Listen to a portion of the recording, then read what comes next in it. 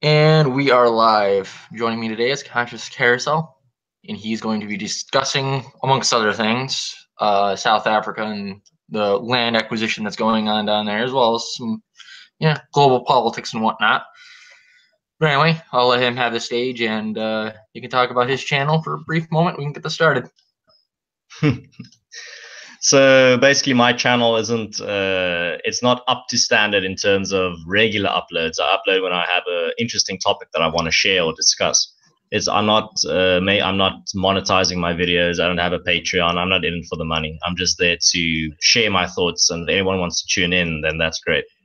But at the same time, it's always nice to see when people appreciate the effort I put in to share some opinions with the world. And if they want to disagree, that's great. I'll debate you in the comments anytime. Fight me, bro. Yeah. In case, so do you have any opening questions about South Africa? Anything that you want to get the ball rolling in terms of the situation that's going on here on the southern tip of Africa? Well, obviously you're in South Africa, so a lot of me living in the United States, my understanding of just about the entire continent, not even just the southern end of it, but my entire is what I can pick away from articles that I read that have been written either by an American news source or by a European news source of some sort. So I'm assuming there's at least some bias there, and just in general, like. What I've heard is there are maybe not black gangs, but there are certain parts of the government that are coming in and like essentially taking land and farms away from white people. I've heard, but I'm not exactly sure how true that is. I always take it with a grain of salt. Well, the thing is, it's not happening yet. It's been voted in Parliament on the idea of land expropriation without compensation. So it will grant the government power to seize any piece of land that it wants, and then be able to, after they've gained control of all the agricultural land, they'll rent it out to the citizens in like a communist state sense. But at the same time, I think a lot of people that are in support of this policy don't really realize what's going on behind the scene, what it's going to mean for them. I think a lot of people have the misconception that it's going to give them a shit ton of new land, there's going to be a handout, but it's definitely not a handout, it's a land grab. So I can read you some excerpts from what's been proposed. So all land should be transferred to the ownership and custodianship of the state. The transfer should happen without compensation and should apply to, and here's the important thing, all South Africans, black and white. Those who are currently using the land or intend on using the land in the immediate future will apply for land use licenses. Granted licenses will have a maximum of 25 years. Under this legislation, no one should be allowed to own land forever. So there's the crux of the matter, is that they're not going to take land from just the white folks. They're going to take land from everyone, and they're going to put it all under state control. So I think that's the crux that people need to realize, that this is not a handout. People aren't just going to get free land. They're going to have to rent it from the state. And at any point in time, the state can simply just say, oh, by the way, that land that you're renting, you're going to need to give that you're going to need to give that back and everything. Yeah, a politician can just go, so one of my buddies is eyeing that piece of land you got there. You're going to have to fuck off, buddy. And that'll be it. You won't be able to do anything. That's even worse than I thought it was. Jesus Christ. The whole time you were reading that, I was like, wow, this sounds like, a socialist society. And people, Max France made a good point in the chat. He says it'll mean starvation, inflation, crashed economy, and decades of suffering. I mean, I can't necessarily disagree with that. I mean, the government is, at least from my perspective, because I'm not a big fan of big government. Government is notoriously bad at managing things, and this whole farmland thing or land in general, as you pointed out, well, not really pointed out, but read, is. It's not gonna just hurt the people that the land is taken from. In the long run, the end of the day, it's gonna hurt everybody that lives within that freaking country. It's gonna lead to starvation. Exactly. Yeah, And the thing is, what people don't realize is, and like I said, a lot of people have the misconception that the government is going to take land from the white farmers and they're going to hand it out to people for free. And that's simply not the case. The government wants, in a full communist sense, to own all the land. Nobody can permanently own land. You can't own land for more than 25 years. So I think it's just a terrible idea. I think it's going to lead to mass starvation. But at the same time, you have to realize that I read the other day a stat that if South Africa reverts back to 100% subsistence farming, where everyone just has their own little plot of land where they grow their own food, the South African agriculture sector can only support 10 to 14 million people at full capacity. And we have 55 million people in total, our population. Holy shit, already living well beyond your means then, even if, even if production was done to maximum point. So no, I'm definitely not a big proponent of land expropriation, though I do think, so see, real talk. So South Africa really has a wealth disparity issue. It's a serious problem that needs to be addressed. And I do think land needs to be more equitably distributed. But at the same time, it's a very slow process. This is not something you can fix overnight, because firstly, you're going to have to educate people in terms of skills and how to run a corporate farm, a farm that's able to produce enough surplus so they can export. That's not in everyone's repertoire. Not everyone can run a corporate-sized agricultural farm. So I think that's the crux of the matter. Is like, if land expropriation is done, it should be accompanied by a long-term skill development plan. So you can take farmers, you compensate them for teaching people skills, and then giving them a plot of land and seeing how it goes. And you give them guidance, and you kind of hold their hand for the first few years, just making sure they get the ropes. And then after that, you can see them become independent. But at the moment, that's not on the table. At the moment, it's only a land expropriation without compensation, and then they rent the land out to people regardless of skill level. And I think that's where they really are missing the balls, the fact that they aren't accompanying the policy with a skill development plan. Well, of course, all they want, realistically, it sounds like all they want is to get their hands on the land and do with it as they please. Well, yeah, that's what happened in Zimbabwe. I know it's an incredibly cliche example to bring up, but that's exactly what happened, is that the government takes full control of all the agricultural land, and then they just serve themselves. All the ministers and all the politicians get 5 or 4 farms that other people have to run for them, and the rest of the country are still without any form of capital or land or anything. So it just worsens the poverty and the income gap. I think I don't remember who said it, but someone described communism as super capitalism, where you create this uber form of elite, like the cream of the crop elite, worse than under capitalism, because you get this political class that have absolute power and have absolute control over all the means of production. So it's like a capitalism on steroids. Yeah, it's funny is when people talk about, when communists talk about communism, they go, we want to take the wealth away from the big corporate fat cats. It's like, you do realize that in a communist society, the big corporate fat cats just change. It just swaps hands. It goes to the government instead of being, independent or a group of people that run a business.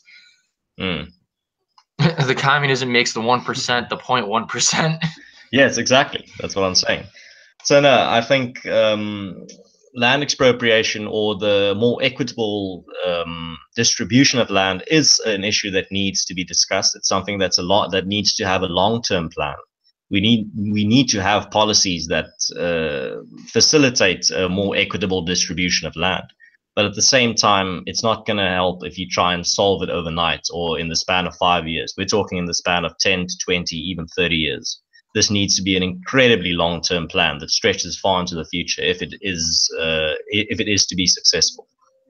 And it sounds like one of the banes of human existence. We're very short-sighted. We are very short-sighted creatures. Well, most of us are. We only tend to see what, if we don't have a good result within whatever, Yeah. we'll say arbitrary number, a year, having good results in a year, then we don't want any part of it. We want to see it now, and that is it. It's like, well, the world doesn't work like that. Yeah, and you see that's one of the problems with democracy as well, is that, for example, let's say you get a leader with real vision, a leader that has a vision for his country, and he wants to take his country forward. He's going to be voted out within 5 years or 8 years, if you depending on what country you're in.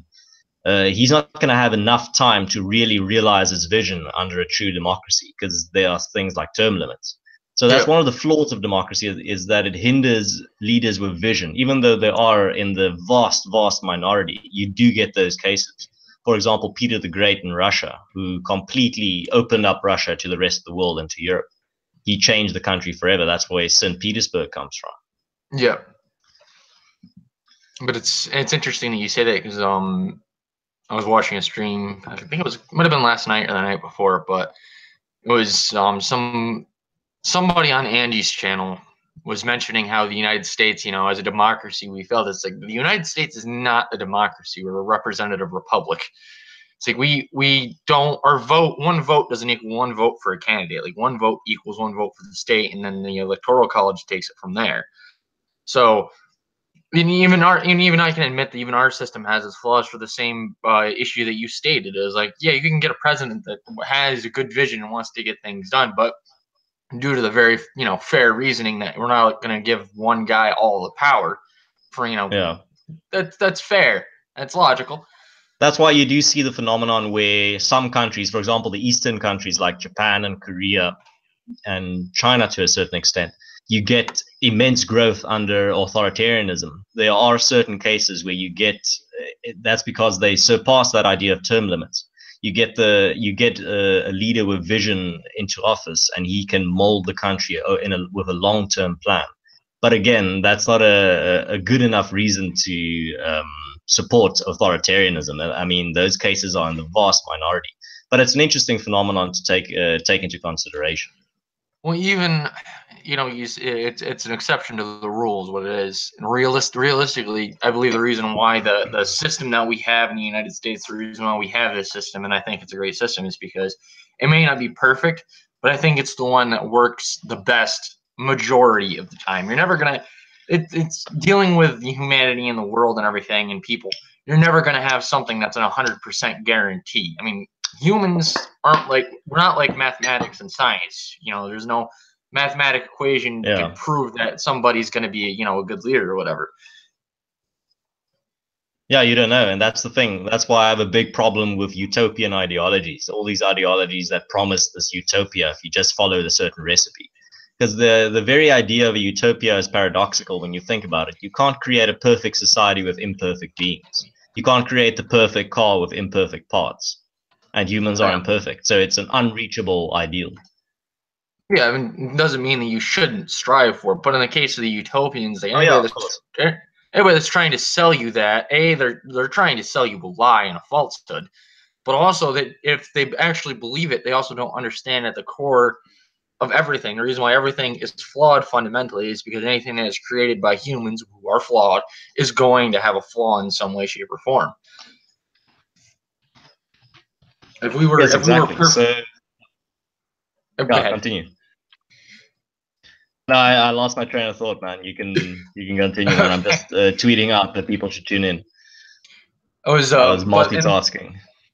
I do that all the time. It's horrible because my fucking brain goes all over the place. But in regards to that, what I was going to say is, if we were a perfect species, murder wouldn't exist, war and famine wouldn't exist. But we're not. We're not perfect beings by any stretch of the imagination. So while these things do exist in this world and they are horrible, it's a sense of duality. In order for the horrible things to exist, or in order for good things to exist, horrible things have to exist. Yes, exactly. So the thing that I always try to convince people of is the fact that, as you said, no system is perfect. We're basically working with flawed systems. Our mission should be to find the least flawed system, the system that can progress us the fastest without with the least amount of cost involved. And what system do you think would that be? if you Yeah, had to man. choose. You're asking the big. That's the question humans have been asking since the dawn of humanity. We've been asking this question since the first little state came into being, kicking and screaming. So I personally am a monarchist. I think the state should do basic things like national defense, diplomacy, infrastructure, but then at the same time, the majority of services and tasks should be privatized. So I think the state is necessary. It is a necessary entity in keeping order and creating a stable environment where people can pursue their dreams and pursue their ambitions. But at the same time, you should be very careful of an ever increasing bureaucracy and just a bureaucracy that extends its tentacles into every facet of human life, which we are seeing at the moment in the world. And it scares the shit out of me that people don't really find any problem with it. They're pretty happy with the state just interfering in all parts of their lives. I think I read this satirical article. I don't think it was The Onion, but it was one of these satirical websites that had a headline: in 2050, we're going to have a cop in every household. And people are in big support of this initiative. And I think that just sums up the idea of people want that security. People want that safety net of the state just micromanaging their lives because we're lazy as shit. True, true. I mean, at this point, the quote from Ben Franklin would normally come about, but that one's been used so many times. I'm just going to avoid that quote and just say something from my own repertoire. If anybody thinks that having an authoritarian system is a good idea, they only need to look in the past to see the reason why it doesn't work. Like, yes, and in the United States, we enjoy freedoms that majority of other countries don't have. Like England, for example, England doesn't have the concept of a First Amendment, and they have hate speech laws now. It was like they didn't have a First Amendment in law. It's not anything like it. So when somebody came out and is like, "Oh, hey, we need to curb hate speech," it's like, well, there's no law saying that we can't. So we're just going to do it. But that's the thing. When you get to hate speech, you go into the subjective realm of feelings. I mean, if you say, for example, let's say you mispronounce Caracal, I can clearly say, well, I take strong offense of that. I see it as hate speech, and I go to the government and I say, go arrest this man. That's horrible. But the sad part about that is, the sad truth is that there are people out there that would be all for that. They don't even realize that essentially what they're doing is they're going to be watching somebody get their head stuck in the guillotine without realizing that they're in line to have it done to them at some point down the line in the future. Because here's the thing: the big mistake that a lot of people make with censorship laws is that when they're in power, their side is in power, they're all for censorship laws. But then in a few years, the other side gets into power and they get those exact same tools that the previous administration gave them. And then they're in the shit. Then they get absolutely pummeled. Because then they can't say, oh, no, now we need to roll back all these laws because we're not in power anymore. It's like, no, man, you fucking dug this hole yourself. Now you're going to have to deal with it like a man. Yep. And unfortunately, at that point, it's very difficult to get the concept of like freedom of speech and certain what people in the United States fundamental freedoms, freedom of speech, freedom of religion, freedom of press, all that yes. nonsense. Once the government has a control of it and has it shut down, it is very difficult to get that back. Usually you have to get it back at the end of a barrel of a gun. Unfortunately, it's true. But it's unfortunate. For example, just look at the surveillance laws in America. I mean, if you propose the level of surveillance that is currently enabled in America, if you propose those policies 30, 20 years ago, people would look at you, well, not even 20 more, like 30, 40 years ago, people would be up in arms. They'd be protesting in the streets. But now you just willingly accept the fact that the government can listen to what you're saying on the phone. They can monitor everything you do. And people are okay with it. People don't mind. And it's scary. I didn't think people would be this gullible, but that's life. That's how humans are. That's classic. A person is smart. People are dumb and panicky. I mean, and when you talk about the surveillance laws, a lot of that came at the behest of the Republicans that were in power during the 9/11 issue. Yes, during the Bush administration. Yeah, it was. Oh well, we're gonna do this for your safety. Yes, Well, people gladly trade their freedoms for safety. The average person gladly, yeah. without even Well, thinking. without a second thought, because they think, Yeah. oh, they think of my children or my welfare Them when they're terrorists are coming for you. We need exactly, to yeah. protect you. But here's the thing. Here's It's the very sad fact: is that just look at all the failures. That you have all this surveillance, and at the same time, every year you have 4 to 5 cases where the government or the authorities were aware of a person that was on a list for terrorism or a suspect for a shooting, or he is a person of interest, and then they commit an atrocity, and then the government's like, oh, okay, no, he was on a list, but we didn't take any action. I'm like, well, what's the use then of all these laws, all these surveillance laws, if you're not going to do anything with them, if you're not going to use them for the purpose that you said you were? I That's a know bit it's sinister to me. well, they use them. Well, sometimes they do use them for the purpose that they're intended. However, it's very rarely in comparison to if you consider the amount of times that A, it's failed, and B, the fact that they're compiling information on everybody, regardless of whether or not they're a possible terrorist. Mm. I mean, they got they got their information on search results and everything else when it comes to the Of internet. course. I mean, Of quite course. frank. Hey, I'm not a naive motherfucker. I know they monitor every person in the United States. Like you're pretty much, they know what you do. They know what you like. Oh yeah. They know your mental stability. And at the same time, they have all this information, but every time there's a shooting or there's a terrorist attack, we hear, okay, this guy was on a list, was being watched. This Florida shooter the authorities were called 36 times. One of those 36 times was himself calling the cops on himself, and they didn't show up. They were sitting with their feet on the desk eating donuts. No, it's drinking coffee. Mm-mm. No, it's true. Driving But Ferraris. yeah, right. But the on our tax dollars too. But in all seriousness, when it comes to the Parkland shooter, there was so much about that a didn't. There's still some secrets about not secrets, but there's tinfoil hat stuff out there, obviously. But some of the other stuff like it doesn't make sense. And Mm. the other side of it is like the FBI knew. The FBI knew that it was not maybe that he was going to go out and do a school shooting, but they knew he was at risk of doing something. Yeah.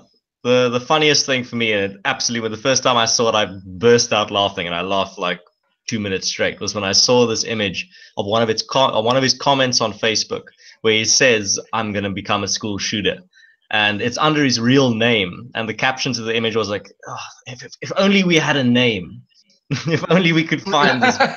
I think I've seen that before. But did you take notice of how quickly right after the shooting everybody was all up in arms about the AR-15? Yeah, and how quickly these students all mobilize. They already have a date for their march. They already have full-on activist mode. They have interviews scheduled. They already have all their ideological policy suggestions in place. It's almost too much to not make you suspicious. I mean, I'm not a very big conspiracy theorist myself, but at the same time, shit, man, there's a lot of shit that just defies explanation. Like you need to think, man, I think there's something bigger going on than just this being completely random. I'm talking about this movement going on. All these people just so organized, so perfect. So it's like it's been there are bigger powers at work organizing this entire never again or whatever. I don't know what the movement's called. Like for example, these students immediately a day after they all verify, they all have 50,000, 100,000 followers on Twitter. They have these rehearsed lines that they like, for example, policy suggestions that just sound like it's like, for example, it sounds like it's been rehearsed. So at the same time, I think it's just I don't blame people for going all conspiracy tinfoil hat mode with these events. I can completely understand. Especially when you find out how much information the government had on the kid, including local law enforcement, Mm. and nothing was nothing was Yeah. done. There was no action Yeah, taken. wasn't there there was like a deputy stationed outside and he didn't go in, even though he could hear the shooting going on, like he was right there, he was armed and he didn't go in. Oh yeah, yeah. That was Mm. these are the same, and these are that guy came from the same sheriff's department that went on it. Yeah. I don't think it was the deputy that went on to debate Dana Loesch, who's a member of the NRA, on an Yeah, I'm introduction. aware. Okay, I wasn't sure. Mm. Um, he debated her, but I can't remember. I don't think it was the deputy. I think it was one of the sheriffs from the department. But you can't sit there and tell me that it's not funny that the same department that's responsible for not taking action when something was happening is the same department that wants you to give up your firearms. Mm. I just saw in the chat, Max France just brought up the fact that Vegas was still not solved. I'm pretty much on board with him there. Isn't it strange how quickly people just forgot about it? We're not talking about it anymore. What Oh happened yeah, in Vegas? Oh yeah, there was a shooting there. Almost 100 people died. Nah, no big deal. yep. That's one of the things that I Never brought up. solved. We don't have a motive. We don't have a background. We don't have anything. We just let's just We forget about it and know move on. we know who did it, but we don't know why or how he got his hands on as many firearms as he did. We don't know how he got that perfect. How he got all those firearms into the hotel, into that perfect location. I mean, he would have been in and out there at least a dozen times, and nothing And was. No suspicions were raised. of course, nobody in the lobby was like, this guy's been going in and out. He keeps bringing big black bags in, but he never leaves Yeah, with them. I wonder what he's carrying.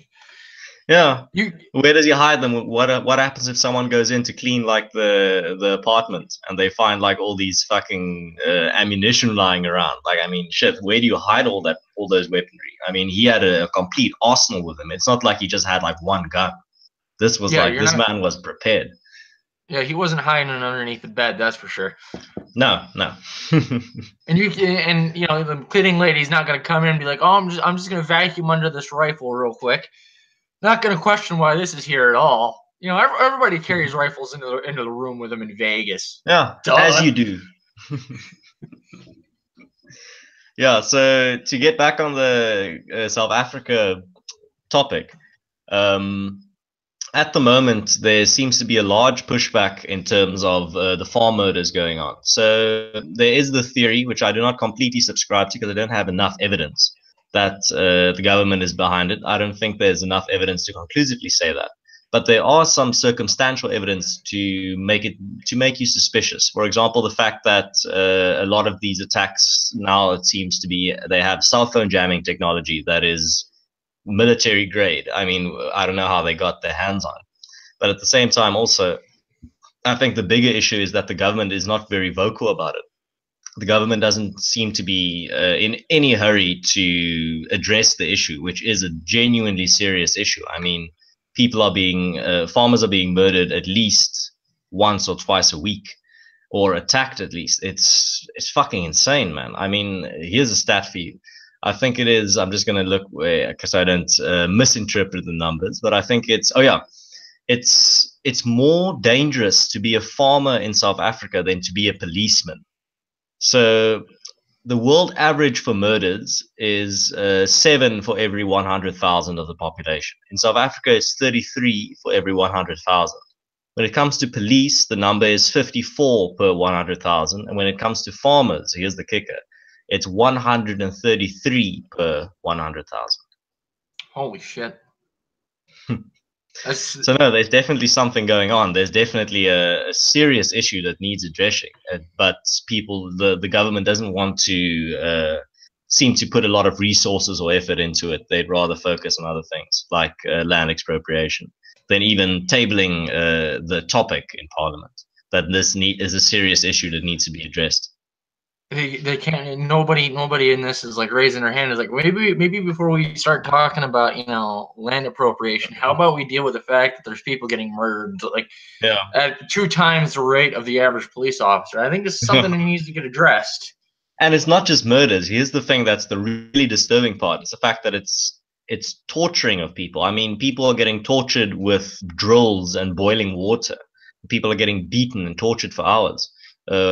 Women are getting raped in front of their husbands. I mean, this is serious fucking stuff. It's stomach churning. You can look up the photos for yourself. I mean, shit, dude. It makes you lose a lot of faith in humanity that people would do this to other living beings. I mean, but at the same time, then people say, "Oh no, it's just regular robberies, dude." It can't.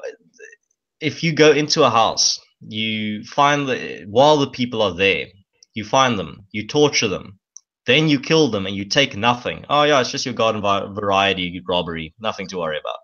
Oh, that's garden variety in South Africa. Geez, you guys are fucking savage down there. Nah, dude, that's the thing. South Africa isn't for sissies, dude. It's one of South Africa, in my opinion, is one of the greatest countries in the world. But at the same time, you pay a hefty price for living in one of the greatest countries in the world, and that's the intense crime rate. So, but that's the thing. I can't leave. I don't want to leave. South Africa is my home. It's been my home for my family's been here since 1688. I'm a ninth generation South African. I'm a combination of French, Dutch, German, and English. So I'm a pretty mixed bag when it comes to genetics. There's probably some African blood in there as well. I mean, I think I read a stat the other day that the Khoisan were the original South Africans. They were the first original South Africans here.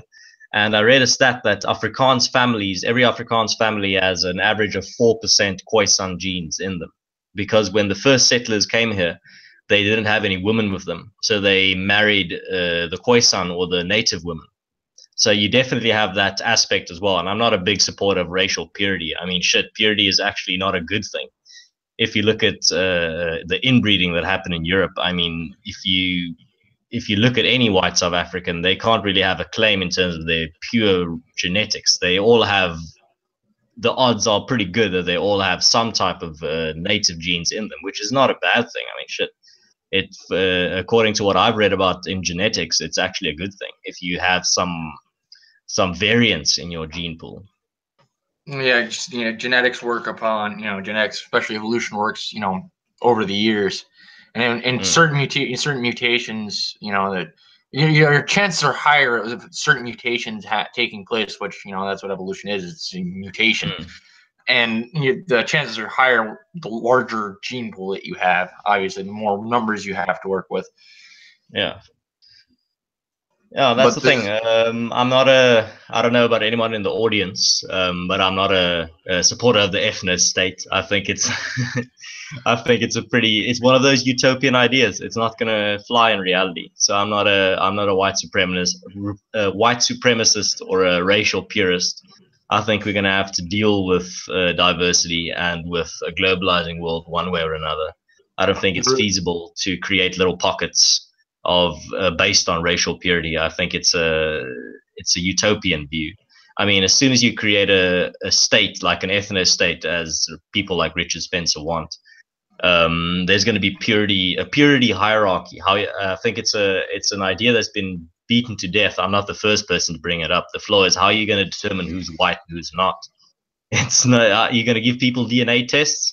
What if they have like 4% African in them, or 4% Asian? You're going to show them the door, or you're going to turn them into second-class citizens? I mean, shit. But this is a topic for another day. I just wanted to go on that tangent. In reality, I don't think I have any alt-right followers, but if I do, when in regards to the alt-right, like, I'm one of those, like I said before we started, I'm a free speech absolutist. I do not agree with what they say, but I do believe they have every right to say it. But unfortunately, I think you're more or less the same opinion I have about it. Is like, I don't think it would work, and it would work because, like you said, there is going to be people that are involved in the alt-right. Maybe not the people that, if they listen to this, maybe not you, alt-righter that's hitting a dislike button right now. Maybe not you, but there is going to be somebody that's going to be like, hey, we need to have some form of test to make sure these people are not, that are saying that they're white based solely upon their appearance, don't have something else mixed in, because we don't want that in our bloodline. Yeah, that's going, like I said, guaranteed to happen. Yeah, there's also going to be a purity hierarchy. There's going to create a caste system. You can see it in India. They have a caste system based on the lightness of your skin. I mean, that's going to happen in an ethno state, where the people with the most pure genes are going to be at the top, and the people with the more how can I say, impure genes, according to their ideology, would be at the bottom. And you'd create this caste system where the elites are the pure genetics, where they have pure Anglo blood or whatever. And at the bottom, you'd have the people with the 4%, whatever, other genes. And that's what's going to happen. It's going to tear the society apart. It's going to create a a caste system that's unsustainable. Of course, and it's gonna, and on top of that, it's gonna create a certain amount of animosity between the caste system as well. Yeah, exactly. You're going to have, just as you have already racial tensions in many Western countries, tensions between the races. You're going to have tensions between these classes of people in this hypothetical ethno state. You're going to have the mudbloods and the purebloods, basically. It's funny when you say it, but that is the terminology they do use. It's of course, the racial tension, and particularly, I'm mention the U.S. because it's where I live. A lot of the racial tension has been brought to the boiling point because of the media and identity politics. Exactly, which I think identity politics is garbage to begin with. If you can't hold up your own argument with statistical facts, and you have to appeal to an identity or a feeling, you have already lost the argument. You just don't want to admit it. What happened to the idea of judging someone on their character, not on their skin color or their nose size or their eye color or their foot size? You're always gonna have people that you're always gonna have people that judge like that. But the whole point of that saying is, like, the intellectual people do not do that. In an intellectual debate, you do not base your points on what the other person looks like. Yeah. That's why I prefer anonymity on the internet. That's the main reason why I'm anonymous on the internet. So people don't judge my opinions based on who I am. They just judge my raw ideas. And the thing is, that's the whole point of intersectionalism, is that when you have an opinion, you don't have an opinion as you, an individual, as agnosis paradigm. You have an opinion as I don't know who you are, you're a straight, white, male, whatever, blue-eyed, black-haired, size 12 human. You get put into these little boxes, and then they determine what your opinion is, not by what you say, by what box you are put into. Well, of course, I mean, people make assumptions even when you're anonymous. Like, most people that would listen to you in the U.S., most liberals especially, would listen to you and say, "Oh, he's probably just a white dude," just because you have, at least in my opinion, mostly conservative viewpoints, and they immediately attribute, even though it's a political philosophy that can be shared by anyone. Yeah. They immediately assume that conservative equals white. Yeah, it's absolutely ridiculous to base your opinion on someone based on their race. I mean, shit. I wish actually that if you go into a serious debate, that it would be completely neutral in terms of you don't know who you're talking to. You just hear the other person's voice, and you just hear their opinions, their raw opinions, and then your opinions can beat the shit out of each other. That's the essence of debate. Is that you shouldn't be, like you said, it shouldn't matter who your opponent is, or what the melanin content of his skin is. Your opponent's merit is based on his ideas and how well he can argue those ideas and defend them. And I think that's something that the internet has really enforced or encouraged with anonymity, for example, is that anonymous people can debate online without people knowing what their race is or their gender is or their eye color is or whatever. So you can have that raw debate. And I think that's a good thing. I think it's actually moving society forward. The fact that we can have pure debate online, even though that's why a lot of people get into these rage wars. That's why the internet is infamous for its, well, Twitter and all these forums are infamous for their debates and their raging debates between individuals, because it gives people a platform to voice their frustrations and to just compete on an intellectual scale, on a level playing field. And I love it. I think the internet is one of the best things to ever happen to humanity. An open forum for free thinking ideas is not, held down by the traditional and cultural norms that we put forward. Like, I see what you're saying, and a lot of it comes down to, like, what I was gonna say in that tirade there, is that in day-to-day reactions, yes, you can have an intellectual debate with somebody, but you're going to be far less, what I'm looking for. Yeah, because people are gonna unconsciously judge you on your appearance and on your identity as a person. They can say they won't, but most people will unconsciously still take into account your race and your gender and your class and whatever. It's just a part of being human. That's how we evolved, to sum people up on what we see. Yeah, because with being in with evolution, it allowed us to identify possible threats before they Yeah, shit. became Just look at dire. like look back when we were hunter gatherers. You're walking down, you're walking in the bush, and you see this other human, and you have to sum this guy up. You're like, okay, shit. This guy is a white male. He has he has long hair. That means he has a good diet.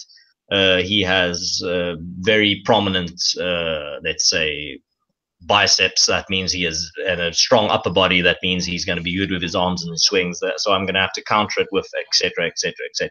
All those mathematics and all those calculations are going on in your unconscious when you encounter another person. That's your instincts. Yeah, it was. It's funny you bring that up because I have my grandfather is incredibly liberal, and in case you couldn't tell, I'm not one.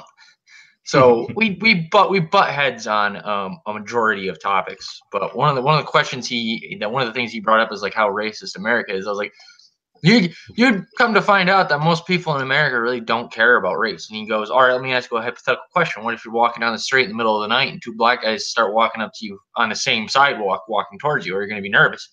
I said, yeah, I'm going to be nervous. He goes, well, that's racist. I was like, no, it has nothing to do with race. There's two men approaching me in the middle of the night on a city street. I'm going to be nervous. I'm going to be nervous if it's two white dudes approaching me and it's the middle of the fucking city. Are you dumb? Yeah. And that's the thing. You sum people up not on their race. You sum people up on how they look. If someone walks up to you with like a fucking face tattoo, a swastika on their forehead, you're gonna make an assumption of who this person is. I mean, that's just human nature. That's your instincts. You can't deny that. Yeah, and also, the SWAT sticker is a symbol of, Nazi Germany. Even though that's not where originally came from, people were always going to say, well, whenever they see the SWAT sticker, that's the first thing that they think of. Exactly. No, man. And I think at the same time, I always say the farther the pendulum swings to the left, the harder it swings right. And that's what we're seeing in the world at the moment. We're smack dam in the middle of a paradigm shift.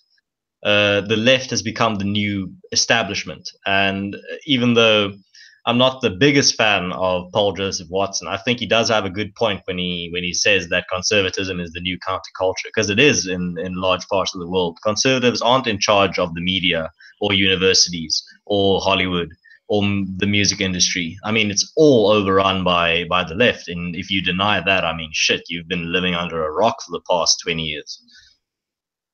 Oh yeah, it's if you don't believe that the left has control over a majority of Western What you societies. consume on a daily basis.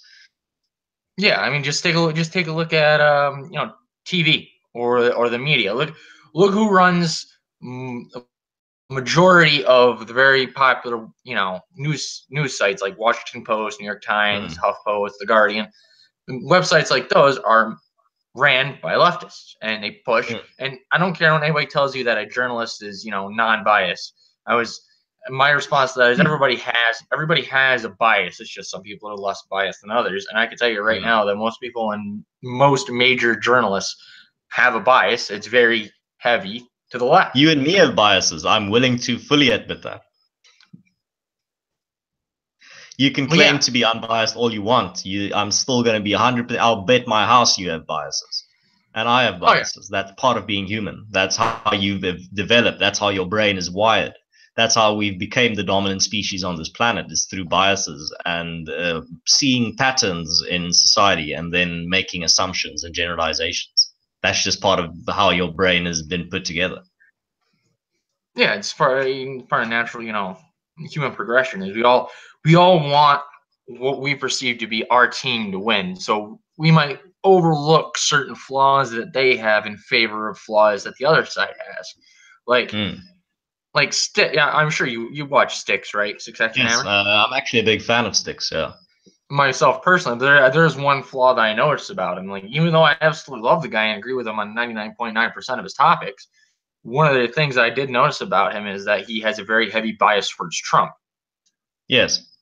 And it's like, all right. And he doesn't admit it fully. That's also something I've noticed, is that he claims to be impartial, but he does have his own biases. I can see his political bias. I think it's pretty obvious for anyone that pays attention. That's why I'm glad someone else realizes as well. It's not, and it's not that that makes what he's saying any less valid. I mean, like I said, 99.9% of the time, I completely agree with what he says, and a lot of the things that he says is I can realize out from the outside looking in now is the reason why I get shit from both the left and the right. I mean, I've been called a libtard and a fucking fascist and a racist. I've been called everything. I mean, that's the problem of not subscribing to a radical side. That's what happens when you refuse to openly accept a label or play for a certain team. Oh yeah, like me, I consider myself right leaning libertarian. I'm like right on the edge of becoming a minarchist, but but see, you use the term right leaning. You don't say I am a conservative Republican, whatever. You say you have a right leaning sentiment, but that's still very broad. That's better. So you have leeway. You have some wiggle room. Oh, yeah, because there's certain things that the right has done in the past that I disagree with too, like the whole war on drugs thing. It's a massive invasion on a person's individual right to do as they please with their body. I'm personally a supporter of Trump. I think he's much better than Hillary. I don't think he's going to cause the end of the world or the downfall of American democracy. But at the same time, I can also criticize him on a myriad of topics. For example, he hasn't done anything to address surveillance. He hasn't done anything to curb the drone program. Jeff Sessions is still referring to marijuana as just as bad as heroin. I mean, shit, dude. I can go on and on and on. Like there are genuine flaws with Trump's administration, and I can point them out. At the same time, I still have I would say I have a pretty evident bias towards right-leaning ideologies because I'm also right-leaning. So I'm of course going to be subject to selection bias and cherry picking, without sometimes even unconsciously. Oh, of course. I mean, like I said before, we all want our side to win, what we perceive as their side. And and with Trump, one of the biggest, the bump stock issue that just came up recently, that was one of the first times I think I was like, really, dude, what the hell are you doing? Or the violent video game stance. I mean, shit. Oh yeah, that was another one. It's like, yeah, man, are we gonna have this debate again? I thought this was done. I thought we had the science was settled. Oh yeah, the science could be settled, and people are still going to make that claim. I mean, but the thing that's glorious to me is how the gaming. I don't know how big of a gamer you are, but I'm just looking at the gaming journalists now. They suddenly made a 180 from gaming. Definitely turns boys into misogynists. Into nah. Games don't inspire violent behavior. Silly Trump. Like, dude, you've been saying, if you look at people like Anita Sarkeesian and sites like Polygon or Kotaku, they've been preaching that this cultivation theory that video games alter people's behavior in terms of violence and sexism for the past 5-6 years. But now suddenly, now that Trump's come out in support of the theory that video games cause violence, now they're fully against it. Oh no, we're on the side of science. I'm like, oh, bitch, just shut up. You don't know. You only like science when it suits you. Yeah, it's when it fits your narrative, it's perfect. But on the flip side of it, when it turns out that your opponent, even they still probably hold that any guy that's a gamer is inherently, well, they probably hold the fucking adage that any guy that's straight is inherently sexist. But the only reason why they did the 180 like they did is because Trump said it.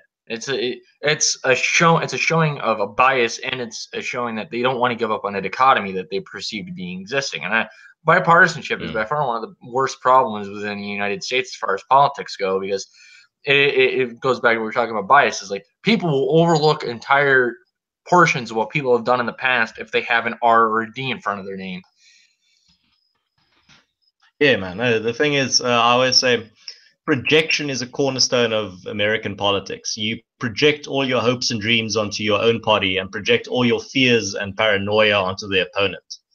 And a lot of these generalizations and a lot of these projections have no basis in reality.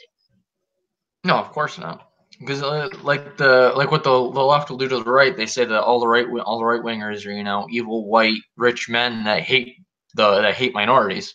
And on the right, you have people that believe that anybody that's a liberal is somehow inherently like all for taking guns away and all for massive amounts of government intervention into people's lives. I mean, yeah, sometimes that may be true, but it's not always the case. It's not 100% of the time.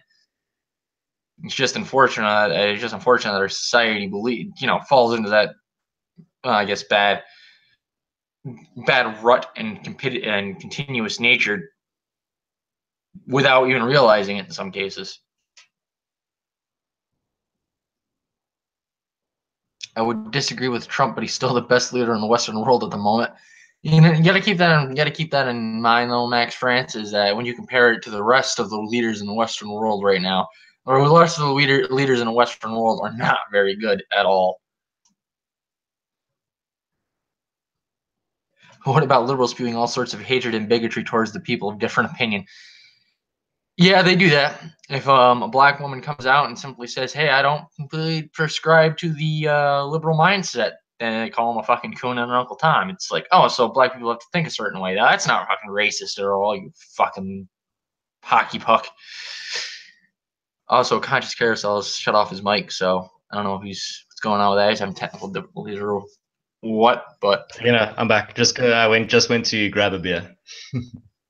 oh, what time is it out down there, by the way? Maybe 6-7 hours ahead of me? It's 20 to 12 p.m. Jesus. Yeah, no, I've been on a stream with Sargon, and I had to wait till like 4 a.m. in the morning to get on. So I know late night, early morning streaming. Early morning streaming. I like Sargon, but I don't think I'd be. I just want to raise a bantry point. Please pronounce my name. Conscious Carousel. Caracal. Caracal. Yes. And that's I'm assuming that's the actual name of the animal that lives in the feline. In my language, it's called a rooikat, which directly translates to red cat. It's as big as a medium-sized dog, and they hunt sheep and they kill livestock, and they can be pretty dangerous. So a lot of people think I just have a cat avatar, and I'm like, no. These are pretty intense killing machines. I think it's I've seen pictures of them, and I'm not sure. I'm pretty sure I've heard people refer to them as carousels before. I knew I was probably pronouncing it wrong, but at the end of the day, it's like I'm just gonna run with it. I've been mispronounced plenty of time. I'll think of some examples now, but the thing is, yeah, the caracal is kind of my spirit animal to an extent. I've always had a fondness of its character and its image in general. Because I grew up in the countryside, in the South African countryside. I grew up in a town of 15,000 people, and I used to go out a lot with my bike and just ride around in the hills and check out all the wildlife and check what's going on there.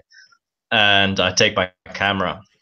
And I've been fortunate enough to see some caracals in real life, and it's pretty amazing. Like I try to make an effort to get out into nature at least once a month. It recharges my soul because now I live in Cape Town. Oh, you live in one of the major cities then? Yeah. It's it's interesting. I used to live in out in the country in New York State. I'm not worried about mentioning where the hell I live. I've mentioned it a million times on my streams. I've even shown my face so people, would be able to recognize me. And I haven't had any stranger show up at my house to kill me yet. Yeah. But in the New York State is one of those states where people have a misconception that when you say, "Oh, I'm from New York State," they assume that you mean New York City. It's like, no, you see that little southern end of New York State that's in the Cape there? That's where New York City is. New York City is a big fucking city, but it doesn't encompass a whole lot of land. Upstate New York is full of mountains, hills, forests. It's absolutely teeming with nature. I think in my days back when I used to go out hiking and whatnot, I've seen at least 7 black bears. Yeah, so the thing is, I think you've been made aware about the Cape Town water crisis, correct? Yes, I have from so both some you good and news to update your followers. Day zero, the day that the taps are turned off, has been moved to June, July, which is the rainy season in South Africa. So it seems at the moment that the crisis has been averted. Touch wood. Averted until it happens again, because it doesn't seem like they have any way of getting out of it. Yeah, I think it's an excellent example of government mismanagement and why privatization is the way of the future. I mean, shit, dude. I found an article the other day that was written 17 years ago that predicted that in 17 years Cape Town is going to run out of water, and we still weren't prepared because water is being run by the government. I mean, you can't get a better example than that. And there's no way that they can say that there was no warning. It's like, yeah, this guy said, wrote an article 17 years ago saying in 17 years this is going to happen. You need to fix your shit. Yeah. And then it happens like, oh shit, wait, we got caught with our pants down. Like, oh no, fuck you, man. You don't have an excuse. Yeah, you got caught with your pants down my ass. Yeah. The guy was announcing it 3 counties over before he even got to you. Yeah, I'm gonna knock at your door in 17 years. I hope you're not on the toilet. And then 17 years later, he comes knocking, and you're like, "Oh shit! Wait, fuck, man! He's fucking I'm fill on up the your toilet." pants." Nah, man. Really, I'm not a big supporter of, like I said earlier, of an ever-increasing bureaucracy. I think we're gonna make the same mistakes as we did in the past. Like we talked off air about the fact that that's what brought down Rome to an extent, was an ever-increasing government reach and just an overstretched bureaucracy. And like I said, that, and they couldn't pay their mercenaries. Yeah. And that's the thing. Like we said off air, the fact that if history doesn't repeat itself, but it rhymes, and if you fail to learn from history, you're going to make the same mistakes. But also, like I said, every generation is going to walk down that road and they're going to trip over that exact same fucking rock that lies in the exact middle of the road, and then they're going to wonder, why did this happen? But if they just look at what their parents did, they're going to see that their parents tripped over that exact same rock and they refused to learn from it. Yeah, exactly. Like they tripped over that rock, and I said, "I can't believe this just happened." And Dad peeks his head and he goes, "I told you that rock was there like 5 years ago, dumbass." I got the scars to prove it. Yeah, I tripped over it myself, and I warned you. You did it yourself. That's human history, dude. But at the same time, I'm absolutely fascinated by history. The human story is the best story ever told because it's real. It beats the shit out of a lot of fiction most days. I mean, there's a lot of good fiction out there, but there's a lot of great kick-ass historical true stories as well. Yeah, that defies belief. History is one of those things where I feel like JF, Andy's fucking co-host there, he when somebody I think it was V, brought up a very valid point about this. He said basically, as this shit has happened in the past, we've seen what happens when you do this, and JF's response was, "Oh, that's just a slippery slope fallacy." He's like, no, history is very important, JF. If it's done once, it's not a fallacy if there's empirical proof of the slippery slope occurring. It's like, you should know better. You're a scientist. It's example for, yes, there are certain cases where the slippery slope is a fallacy, but in cases like, for example, censorship, there is a slippery slope. That's evident if you look at history. Censorship always follows this exact same pattern of progression. I'd take it even farther and say that any form of government intervention is a slippery slope, because once they get involved, I can use an example that has happened in my lifetime. When they first came out with the seatbelt laws, they said we're just gonna put this law in place, but we're not gonna enforce it. Well, lo and behold, about 2 or 3 years later, they said, "Oh, by the way, we're gonna give you a ticket for it now. We're gonna fine you." And it's like, okay, fair enough. You don't want people to die in car accidents, but here's the thing: it's still their personal choice. Them choosing not to wear their seatbelt is only hurting them. That's their personal responsibility. Like, there's no reason for you to poke your fucking nose in it. Yeah, that's the exact same way I view smoking. I mean, shit, if people wanna smoke, let them do it. Like, they're aware of the risks. I mean, I'm a smoker myself. I'm currently sitting with a cigarette in my mouth. And that's why I was saying, let people do the dumb shit that they do. They'll learn a lesson sometime. Like, if you try to micromanage life, you're gonna end up disappointed, because humans can't be micromanaged. No, you can't legislate behavior. It's impossible.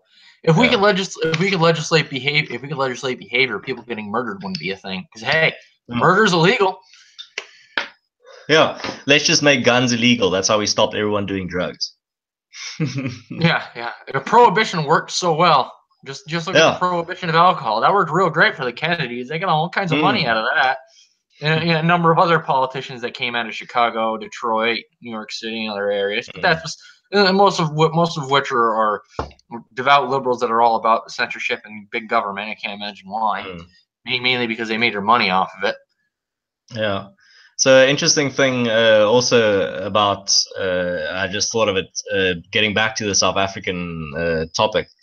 For example, the farm murders, where people say it's just garden variety robbery and it's nothing sinister behind it. These people getting tortured on their farms. It's the equivalent of a hijacker going up to a car, pulling the guy out, torturing him with a knife, taking the car battery, torturing him some more, and then running off and not taking the car. I mean, it's if you think that's just garden variety robbery and there's not something sinister or sinister motivation behind that, then you're pretty fucking thick. Oh yeah, that's what is that, like cognitive dissonance at the worst level? Like no, man, that was definitely a garden variety robbery. Yeah. It's like when people rob, from what I understand, because I'm not a robber personally, I don't do it on a regular basis or at all for that matter. But when you're committing a robbery, the whole point of the robbery is to get your hand on like material possessions or money or some form of monetary leave it at the least collateral damage as possible. You don't want to kill the guy because then the police are going to want you for murder. Yeah, I mean, being wanted for robbery is a lot less of a sentence than being for murder. If your main intention is to steal some type of object or monetary value, then you're going to have to be focused on having the least amount of damage done. So if you get caught, you get the least amount of sentence. Yeah. Yeah, it's and the other interesting thing is the fact that wait, shit, I lost my train of thought within a half second. It'll get back to me now. Oh yeah, no, my own personal theory. So if you go more to the radical side, you'd get people saying, no, it's a systematic genocide of white people by the government, which I'm not completely subscribed to. I'd rather think that these farm murders are motivated by the dehumanization of white people in general. The idea that whites in South Africa are painted as these colonizers, these evil non-humans that are just here to oppress everyone and to steal everyone's wealth and prosperity. And then if you tell that to millions of people, you're going to get outliers of people that are going to say, fuck this shit. We're going to go fuck up these monsters. We're going to go get them and we're going to go torture them and get them exercise justice. We're going to give them what's coming to them. And I think that's what's motivating a lot of these farm murders, is the fact that people get swept up in that rhetoric of white people can't be white people are the only race that can be racist. Black people can't be racist, and that these are colonizers, these are foreigners. They're not supposed to be in your country. They stole everything from you. They're the reason for everything that's shit in your life. And of course, you're going to get some crazy fucking people that'll go to these people's farms and then try to exercise justice by giving them some of their just desserts. I mean, it makes sense to me on a psychological level why this is happening. Yeah, because then the first thing that they do is they dehumanized them already, because they said, well, these people aren't human. Then they say, oh, well, they're taking all of your monetary, all your monetary wealth in your land. That's another thing. And then they say, well, only that particular group can be racist. So therefore, everything. And some guy's going to be like, yeah, so everything that I'm doing to these people is entirely justified. I mean, the anti-white rhetoric is, as it so seems, isn't just a Western thing. It seems to be happening in Africa as well. Which it doesn't make sense to me. Like, yeah, I get it. All right, in the past, like certain countries have colonized, like America had slaves. Okay, I get it. Fair enough. But here's the thing: I never did. I never hopped on a boat and went to Africa and got a slave. I never did that. I didn't vote for apartheid. I wasn't alive during apartheid. I wasn't there. I wasn't complicit in any of it. So why are you taught? That's the main contradiction. Leftists are always quick to say, oh, you can't demonize the dreamers for what the laws that their parents broke, but at the same time they say, oh no, these whites in South Africa that have been there for hundreds of years have no right to be there. They need to be all their land needs to be taken away and it's justified. I'm like, oh shit, man. That's the biblical logic. That's the idea of the sins of the father become the sins of the son. And I can't agree with that. I think the next generation are their own individuals. They can't be held accountable for what their parents or people that looked like them did in the past. Yeah, and you said the sins of the father passed to the son. Yeah, that's exactly what I was. It's exactly what I say is like I don't believe in the sins of the father are passed to the son because the son was not complicit. You don't know if the son was even alive to be complicit with what the father was doing to begin with. And if the son wasn't even alive or wasn't complicit, then how was that sin his sin? It's not like he was there with the father helping to do whatever misdeed you're talking about. Yeah, And, I mean, shit. And to apply, I'm pretty. It's like applying.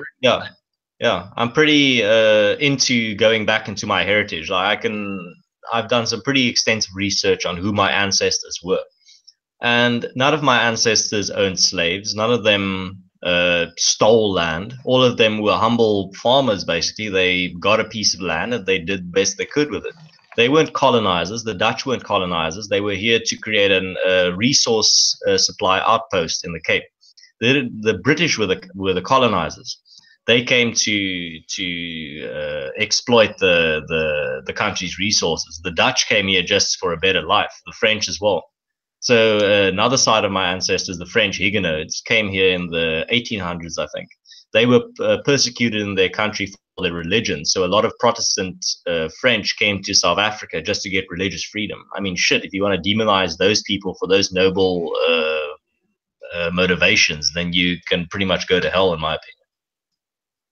Yeah, it's one of those things where I feel like a lot of the people that are spewing a lot of this shit, they know history, but they only know essentially not even half. They probably know a quarter of history, and it's only the quarter that they've been either told by the government exists or they've been told by their freaking college professor. Because they don't. A lot of one of the biggest flaws of students, I think, especially in higher academia, is the lack of willingness to double check your professor and make sure that they are not lying to you, only telling you half the truth. Because I used to be liberal when I was in high school. Like that quickly changed when I got a job when I was 16. That's besides the point. The reality is, if you assume that whatever your teacher says is true, then you're gonna fall into a massive pitfall where you only believe what you're told. You don't do any of your own research and your own fact finding. You're just gonna become a mouthpiece for whoever happens to be in power at the time. Yes, exactly. And for example, let's say you're a second generation immigrant. Your parents came to America in the 1940s or even later, 1970s. Now you're being held responsible for the white slave owners that existed hundreds of years ago. I mean, shit, that's some fucked up logic. Oh, it's backwards. It's backwards as fuck. You're assuming that just because a person's white, their ancestors all did this. It's like, yeah, someone in the past did a bad thing. They have the same skin color as you, therefore you are responsible and need to be held accountable. I mean, shit, dude, that's some broken fucking rationale right there. That sounds a little racist if you ask me. Exactly. But hold on. I'm white. That means I can't have people be racist against me. I'm sorry. I forgot. Of course. Yeah, we need to correct the record. I always, for example, continue. I always find people with that level of cognitive dissonance and lack of self-awareness is both amusing and depressing because of how prevalent it is. To me, it's like, there's no way somebody could be this stupid. Oh wait, there's millions of people. They're actually in the majority, and I'm in the minority. Oh fuck. Exactly. Yeah, that's what happens when you step out onto the internet and realize that your thoughts are so out there that majority of people in the world that you're living or the country that you're living in thinks that you're an alt-right Klansman Nazi. Yeah, if anyone listens to this stream, they probably classify me and you as fascist, alt-right, white supremacists, just by what we've said so far. And the funny part about that being the most ironic part is I'm actually the opposite of authoritarian. I'm actually libertarian. I mean, we spent a large portion of this stream criticizing the very thing we're being called. I know, exactly. Like, you're an authoritarian. Actually, I'm pretty sure we criticize authoritarians, but Yeah. hey, Oh, whatever you you're a think, white pal. supremacist ethno state supporter. No, I'm pretty sure we debunked that as well. You just listen to what we're saying. I think it was Winston Churchill that said the quickest way to lose faith in democracy as a system is to talk to the average voter. Oh yeah, because even back that was back in his time. Now Yeah. take that logic and apply it now, where a majority of people, even if they are into politics, majority of them are into politics, but only on a surface level, and they don't understand the repercussions of the things that they believe in. And that's the thing with the internet as well. Is a very prevalent idea, and it's maybe even a mainstream idea, is that the world's getting worse. People are getting more evil. People are getting more violent. I'm like, no, you're just more aware of it. This shit's been going on ever since the beginning of time. We're just now more hyper aware of it every day because of social media and alternative media reporting things live. If, for example, a car bomb goes off in Istanbul, you'll know about it within seconds. So it's called mean world syndrome. I can't remember who coined it, but it's basically the idea that by reading the mainstream media, people get a skewed idea of reality, because negative stories always reach the front page. Positive stories never reach the front page. So people get a negatively skewed view of reality by reading the news and being online. Oh yeah, it's bodies sell, tragedy sells. Yeah, exactly. The reality is you have to understand that whenever you see bad things happening in the world, you also have to understand there's a million other good things that are happening that you don't see because it doesn't get broadcasted. And you don't, and to be honest, you don't care. You don't really care about the guy that got funding for his cancer research, or the guy that cleaned up his neighborhood. You don't care about the stories. You want to read about the story of the guy that stabbed 2 people in London, or the guy that shot up a school. That's what sells. That's what gets ratings. Oh yeah, that's what brings people in, and it keeps, not only does it bring people in, but it keeps their attention as well. Yeah.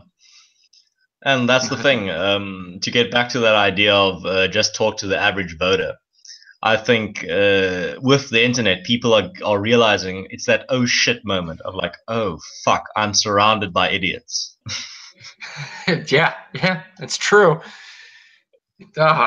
Wait, this person, this guy's crazy. There's no way. Oh my god, he's verified on Twitter. What the fuck? Oh my god, his vote counts just as much as mine.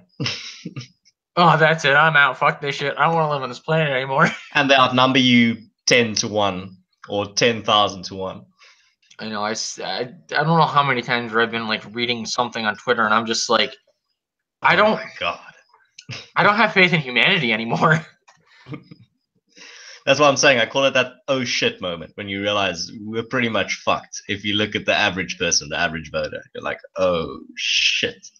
These people's vote counts as just as the same amount as mine. And they think they're right. They know exactly how the world works. And here's the kicker. A lot of people on the other side of the political spectrum say the exact thing about us. They talk about us as the idiots. They say, no, look at these right-leaning fucking idiots. They don't know how the world works. We know how the world works.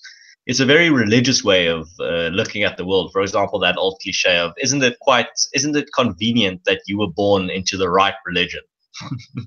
Yeah, you were conveniently born into a family that worshipped the right God, in quotation marks.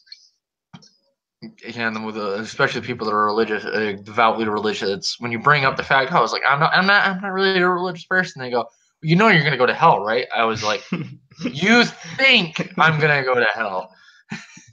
I was like, you can't prove it, and I'm not gonna know until I'm dead, and I'm not gonna be alive to tell you one way or the other. I'm not gonna come back and be like, yeah, by the way, you were right. Yeah, my logic is always, and that's how, for example, when I left organized religion, it kind of hit my parents pretty hard. And my logic was, and how I comforted them, was the fact that if there is a God, and I can't make a truth claim whether or not there is one, if there is a God and he is as good as the Bible says he is, after I die, I'm going to go up there, he's going to sit there, I'm going to walk up and go, hey, ma'am, I've got a lot of questions, and he's going to look at me and he's going to say, don't worry, man. We've got all the time in the world. And then the studio audience laughs. Oh, I see what you did there. Got all the time in the world because you're dead. I'm not gonna answer any of your questions. Fuck this guy. No, man, and that's the thing. Either there's nothing or there's something. And if there's nothing, you're not really going to be conscious to be like, oh, fuck, damn, man, I should have been religious. Like, no, you're just going to be forgotten to the universe. But that's the thing. I don't think, even if there's nothing after death, I don't think that means life is meaningless. Carl Sagan said, you're the universe experiencing itself, and that's a miracle enough for me to keep living. And I subscribe to that idea. Like, even if there's nothing, even if there's absolutely no meaning to life, you create meaning as a conscious being. You're constantly, like Albert Camus said, the only real question in life is whether or not to commit suicide. For example, you can now go to the kitchen, take a knife, and off yourself. Nothing's stopping you. But you don't, because you have some type of reason to keep living. You have something tethering you to reality. And that should be reason enough to keep going, to keep fucking walking knee deep through this shit, because there's a few little silver linings to keep going. There are things that motivate you, things that help you keep going. And what people don't realize is that the rest of us are walking through this exact same shit. That's why I hate people that say, oh, no, the universe has designated me to make my life an absolute horror show. Like, no. We all go through shit. We all go through tragedy. Shit happens. That's just how life is. Don't be as arrogant to think that the universe has singled you out to just make your life a living hell. Like, we all pretty much part of the shit show called life. Just deal with it or opt out. Nobody's going to care. Exactly. I mean, at the end of the day, everybody's my motto behind it is if there was nothing bad in the world, there'd be nothing good. Yes, exactly. It's a duality that has to exist. Like, yeah, it's that yin and yang concept of if there wasn't pain, you wouldn't know what's good. If there wasn't evil, you wouldn't know what's virtuous. And that's why I haven't actually, to admit, I haven't read enough of Eastern philosophy as much as I've wanted. But there's this idea in Eastern philosophy that everything is a balance. Everything is a dichotomy of good and evil, male, female, light and dark. Everything is a balance. And I do like that idea. The fact that the one cancels out the other, but the one also facilitates the other. Without the one, the other wouldn't exist. And I do think that's how life works. Life is a constant series of dichotomies that keep each other in check. And you can see it tangibly in the world as well, like you said before. You know, man and woman, evil and good. It's communism versus capitalism. Evil versus good. Man and woman. Communism versus capitalism. Right versus left. Everything we do is just a dichotomy, sometimes even more. Sometimes it's not even 1 and 2, it's 1, 2, and 3. But it's sometimes more complex. But yeah, that's the thing. People need to realize that life is more complex than just black and white. There's a lot of fucking gray that people don't want to admit. Oh yeah. People want to ignore it. They'd rather look at the light and the dark, and especially yeah, because it's easy and it's to view the world in terms of good versus evil. That's why I always tell people right versus left in the political spectrum is not a fucking battle between good versus evil, you absolute vegetables. That's actually a pretty accurate description in most cases. It's competing worldviews. It's literally two camps that think they know how the world works and they think they are pulling the world in the right direction. That's why the saying of the road to hell is paved with good intentions always rings true. I don't think the majority of people on the left are evil. I don't think the majority of people on the right are evil. I think the majority of people on both sides are just trying to do what they think is the right thing to do for the world and the right direction to pull society into. I don't think any side is malicious. And also the only people that you tend to see on both the left and the right are the loudest minorities, are usually the most extreme versions of either side. Like, in South Africa, we have a saying: "Empty cans make the most noise." No, it's true. It's funny too because you see I feel like Richard Spencer. You know, he's like the media talks about him and is like, oh, he's all right, and then the same media will go, well, anybody that is right wing is an alt right. So if everybody's just like Spencer, some of his views are pretty fucking out there. So if everybody that's right wing is like Richard Spencer, you're basically saying that everybody that's a right winger has those really extreme views. That's not the fucking case. Sargon is a fascist. Styx is a fascist. Christina Hoff Summers is a fascist. Everyone's a fascist that doesn't agree with me completely. Everyone that's a bit to the right of Stalin is an absolute fascist. Everybody that I disagree with is literally Hitler, a child's guide to political discussion. Yes, exactly. Oh man, and that's the thing. You get that on the left and the right. The right is obsessed with, for example, Antifa, and the left are obsessed with the alt right. Everyone has this boogeyman that they try to get the normies to agree with them, and it's a tool people use. For example, I always tell people the right uses Antifa. The radical right uses Antifa as a way to get centrists on their side. They say, look at these guys, look at those people on the left. They're coming for you. If you join us, we'll keep you safe. The radical left are doing exactly the same. They're telling their followers, or they're telling their centrists, the left-leaning centrists, look at all these Nazis on the right. Come to our side, we'll keep you safe. And that's how the center actually shrinks, and the society becomes more polarized. That's why we're seeing this polarization in the world at the moment, because both sides are just playing that game. Yeah, it's a situation that is going to create a very significant problem later on, further down the line, unless something happens. Like when it comes to people in general, like anybody that's a member of the radical left that thinks anybody that's to the right of Stalin is literally Hitler, and everybody that's on the extremist right that thinks that anybody to the left of fucking Mussolini is a fucking is a liberal cuck. Yeah, you're a fucking hockey puck, moron. That's not how the world works. Especially with like people like me. That like I said, I call myself a libertarian. And it's like I don't. Yeah, I have a right leaning bias, but at the end of the day, I'm not really that far. When I took the spectrum test, I wasn't really that far from the middle of the fucking road. Yeah, have you done the 8-fact test where they test your values? I don't think I've done that one. I'll send you a link on Twitter. It's actually pretty interesting, where they view your values in terms of liberty versus authoritarianism, market versus government intervention, whatever. And I'm pretty centrist. I'm a right-leaning centrist, and I'm being called a fascist and a Nazi and an alt-right conspiracy theorist. While deep down I know, shit, dude, I'm just trying to get everyone to calm the fuck down and to have a decent discussion. Also, on a side note, I think government bureaucracy is evil, but that's just a side note. That's for after I get everybody all calmed down and sitting down and having a discussion. Then I'll bring that up. So one of my favorite things I ever heard somebody say is, unfortunately, Austin Peterson, who's running for the libertarian primaries to become the nominee, but he didn't make it. But when he was on the Rubin Report and Dave Rubin asked him about that age-old slogan, taxation is theft. He goes, yeah. It sounds good and like it's catching everything, but a more accurate statement is taxation is extortion, which is a far more accurate of a statement. It's far more reasonable, yeah. And I just saw Max France say in the chat, I would say Richard Spencer is the most radical person in the alt-right in terms of ideas. And that made me remember an interview or a debate I saw. I don't know if you saw it, between Andrew Anglin and Sargon. Andrew Anglin being the founder of the Daily Stormer.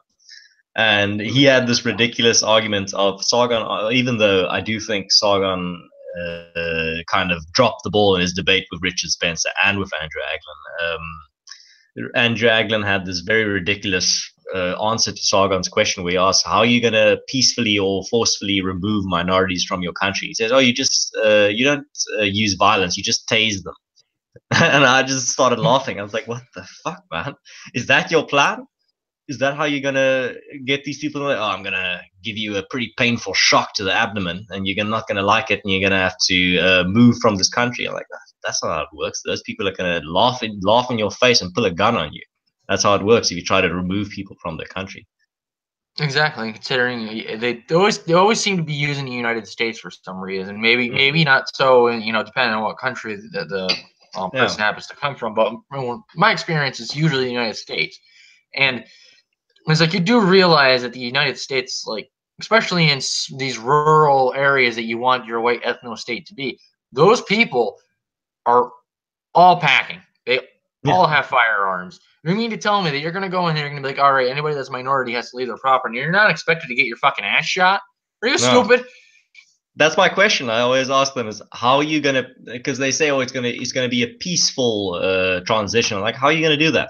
How are you gonna peacefully convince these people to leave behind everything they have and just to say, oh no, you're gonna fuck off and you're not gonna resist, and Of you're course, gonna like it. yeah, which of course anybody in a fucking with a right mind is gonna be like, yeah, nope, I'm not Yeah, buying that no, one. get fucked, man. If you're not off my porch in 5 seconds, I'm gonna shove I'm gonna shove my sword up your ass if you doesn't have a gun. Yeah, essentially. Yeah, No, man, or that's why I'm baseball not. bat. Yeah, that's I what got I'm a saying. Louisville Slugger right here. Yeah, that's what I'm saying. Globalization is a thing. We're gonna have to deal with it. It's not the world. The future of the world is not balkanization in terms of ethnicity.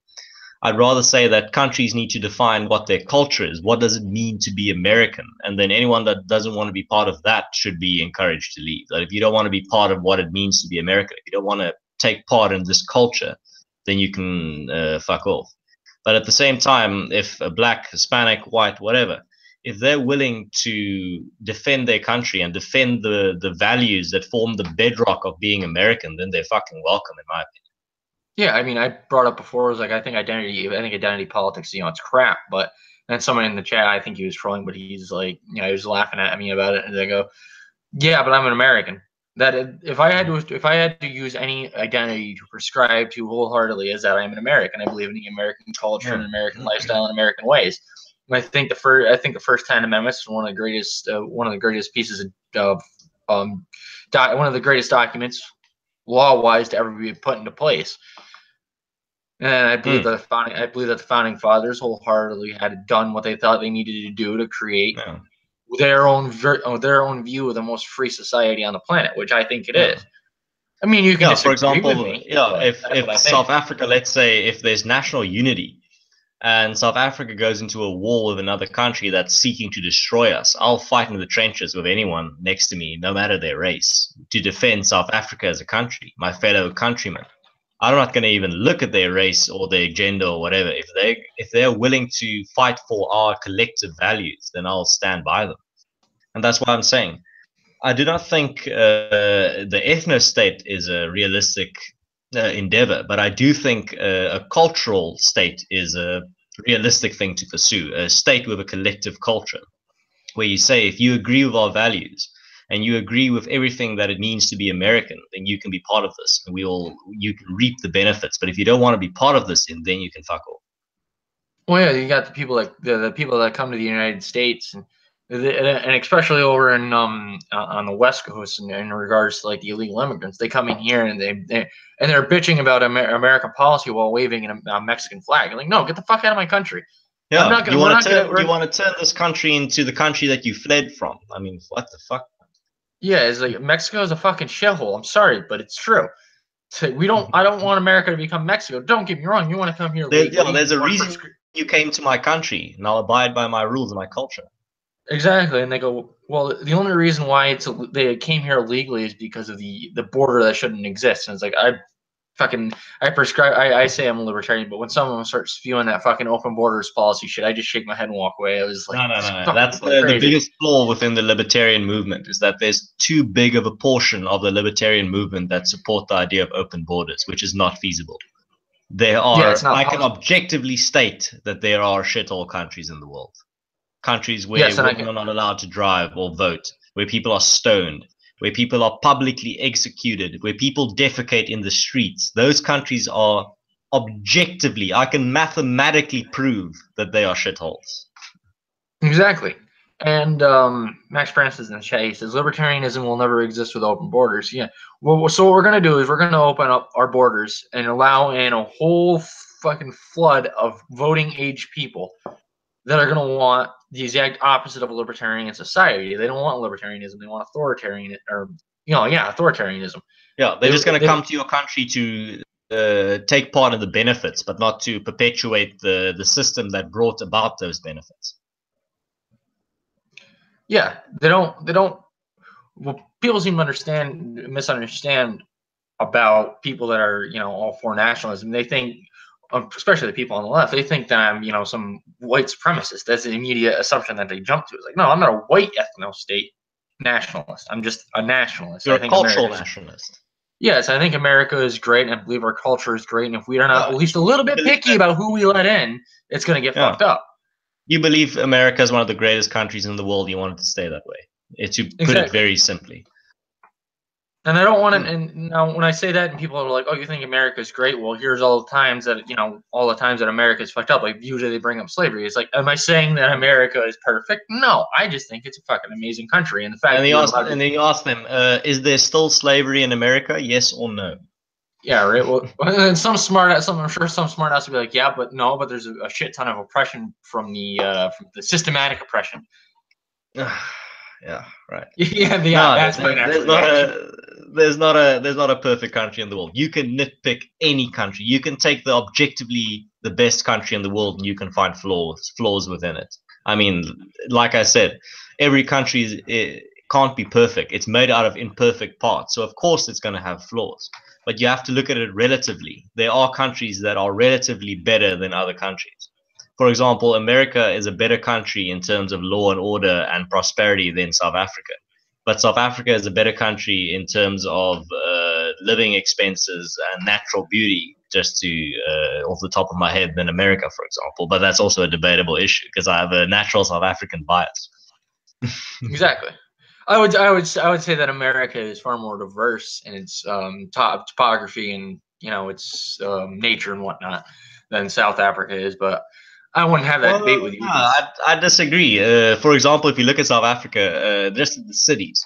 So at the east coast, you have Durban, which is like it's literally called Little India. It's the biggest population of Indians outside of India, and it's a tropical environment, and it has some of the best curry in the world. It has a extremely unique setting and personality.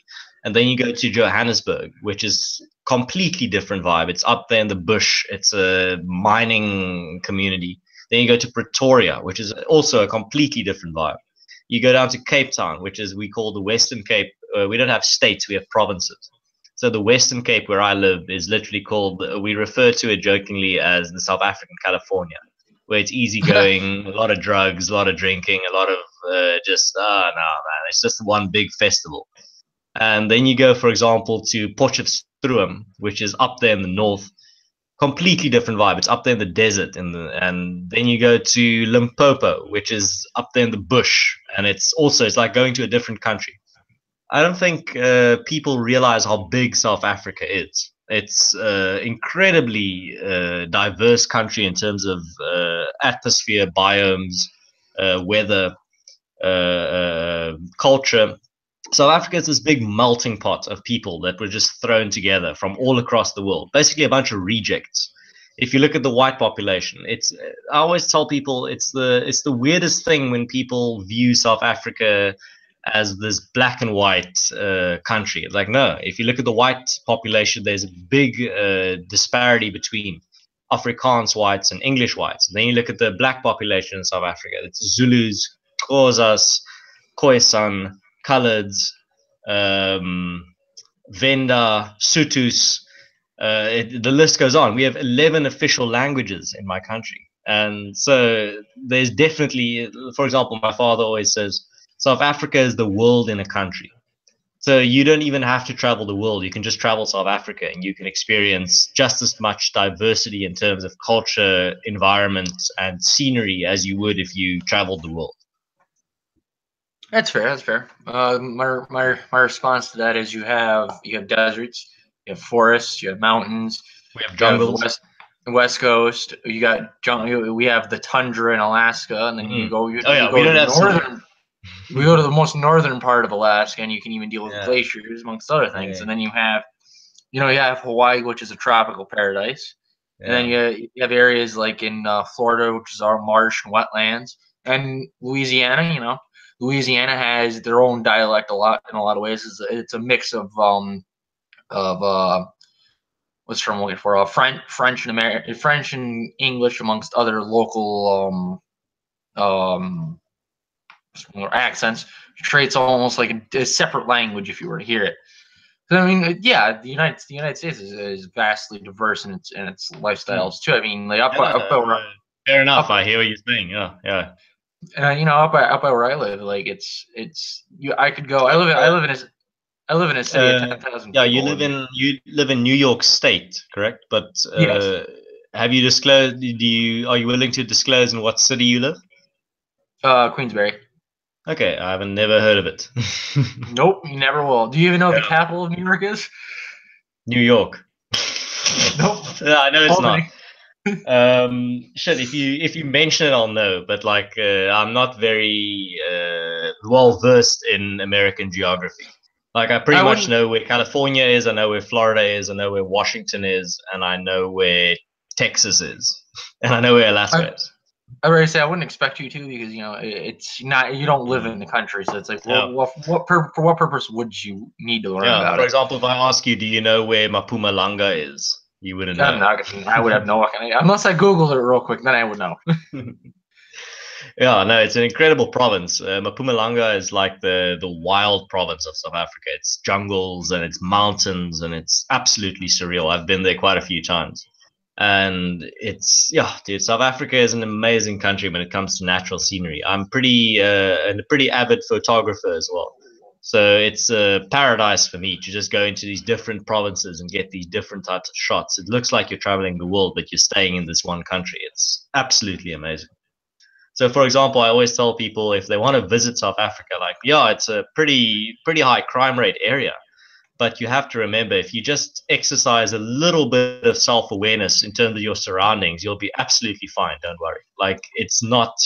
You're not going to get mugged. You're not going to get robbed. You're not going to get murdered if you just stay in the cities. You befriend some South Africans to teach you the ropes. It's really not like going to a war zone. Even though the crime stats are pretty high, you have to remember a lot of those crime stats are inflated by the informal settlements, for example, in the townships, where the majority of murders and crime happens due to Yeah, poverty. kind of like somewhat like a ghetto then. Yeah. Yeah. Okay. I gotta go take a leak, so you can ramble monologue for like a minute. People know I can do that. Let's see what the chat's doing right now. Let's see.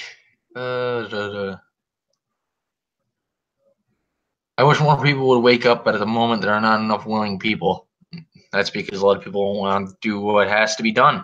Silence and obedience, consent still makes you responsible for your actions. So you're responsible for your actions regardless of what you're doing. Let's see what else here. I gotta. The alt-right says only whites can understand white Western values, so they basically agree with alt-right civil nationalism. Sweden is going to be gone by 2050. That's a pretty hefty claim. It would be by Muslims, and the thing is, stopping Muslims can be achieved with ease. It's not really that difficult, considering the majority come from the Middle East. Shut the borders down and ban immigration from the Middle East, ban Sharia courts, ban halal meat, ban Islamic faith schools, and ban the burqa in public areas. One of the things that I don't understand about the Muslims, especially when they get protected by the far left, is the far left has such an issue with Christianity and religion and usually what seems to be in general, but they have no issue with, like, for example, Islamic faith schools. They'll protest the concept of an idea of a Catholic school, but they have no issue whatsoever with an Islamic faith school. Yeah, that's a certain level of cognitive dissonance not even I can fathom. It's a special level of stupidity. Alt-right civic nationalism. There's no such thing as alt-right civic nationalism. There probably is. I wouldn't say that there is no such thing because I didn't think there was such thing as the furry alt-right until I saw the Twitter page. I was disturbed, yet I couldn't look away for some reason. You don't have the Islamic problem like Europe does yet. No, we don't, and with any luck, we will not get the Islamic issue like Europe does. Let's see here. All right, I'm back. Oh, there he is. Oh, you're saving my viewers from my terrible voice, I'm sure. No, man, I think you're relieving them of my pretty classic South African accent. I got to be honest with you, I've never heard a South African accent before. I think it sounds awesome. I'd much rather listen to you all day than JF. Then again, There's a pretty high diversity in terms of the South African accent. So I'm a Afrikaans guy, but my accent isn't the typical Afrikaans accent because I dated 2 English girls in a row, and to meet their parents, I kind of altered my accent, and it kind of stuck accidentally. So I can't change it. It's too late for me now. So this is my accent now for the rest of my life. You know, one of the things I have to worry about is I'm moving south here soon, like within the next probably month or so. And like when I was growing up, I was never a big fan of the Southern accent, especially like the Well, at least you don't sound too Southern. You don't really sound like you have a gun and you want to shoot people and get off your lawn. well, you know the thing about the Southerners, all of them are white, all of them own guns, and all of them want to enlist the black folk. No, which is funny to me because I've been on the road with my dad when he was delivering cars, and I used to meet all kinds of people, and the Southerners were always quite hospitable, and the black Southerners weren't getting Southern chased around by hospitality. people. It was weird. Oh, the food is fucking amazing too. Yeah, dude. From watching just food-centric shows from America, yeah, dude, you guys can eat. I mean, South Africa has some pretty fucking amazing food, but you guys, yeah, man, you've created a science. Oh, the Southern science is they take something and then they lather it and batter and then they deep fry it. It could be a shoe and people would still eat it. Well, that's the thing. My accent or my previous accent doesn't really come through again, and I can't imitate it, but I can. If I speak Afrikaans, I sound like this exotic fucking guest you have on. It sounds like you have this like foreigner from the other corner of the galaxy almost. Want ek kan Afrikaans praat en mense sal glad nie verstaan wat ek sê nie. Al praat ek eintlik maar net baie eenvoudig en as enigiemand wat Afrikaans is in die chat is, sal hulle definitief kan hoor wat ek sê, maar daar's definitief niemand nie, so hulle gaan nie weet wat ek sê nie. Sounds a little Russian, not gonna lie. It does. A lot of people that try to imitate the South African accent, for example, the Andy Serkis in Black Panther, you do get a lot of Russian in it because we roll our R's. Yep. Yeah, that's what I was thinking. That and the way it seems like you pronounce your K's, that comes across as a typical Russian dialect, which is I'm nothing against that. I like the Russian accent, but yeah. it's funny. I don't have to be like, oh, ET showed up. For example, something that does slip through. Something that does slip through is the fact when I say "awe," which is a Afrikaans term for cool. It's just a slang term for okay, right, that's good, great, "awe." So a lot of times people will say something and I'll just like be away. They're like, what the fuck is that? What are you talking about, dude? Did you have a stroke or something? I'm like, no, that's just my reflex. You want me to go away? I don't understand what you're saying. Away, yeah, it's AWEH. That sounds like something out from the Ugandan Knuckles meme. That's what I'm saying.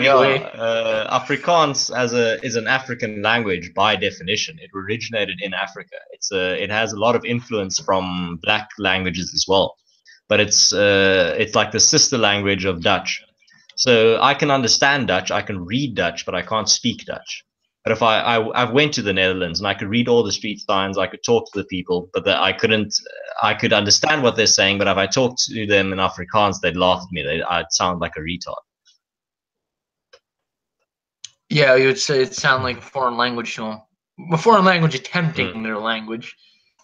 Then again, I can't really say much. I speak French. I sound like yep, that guy's American. Not only is he American. Fromage. Je me parle français comme ci comme ça. Yeah, he's American. I can hear it. Afrique du Sud. and a Canadian.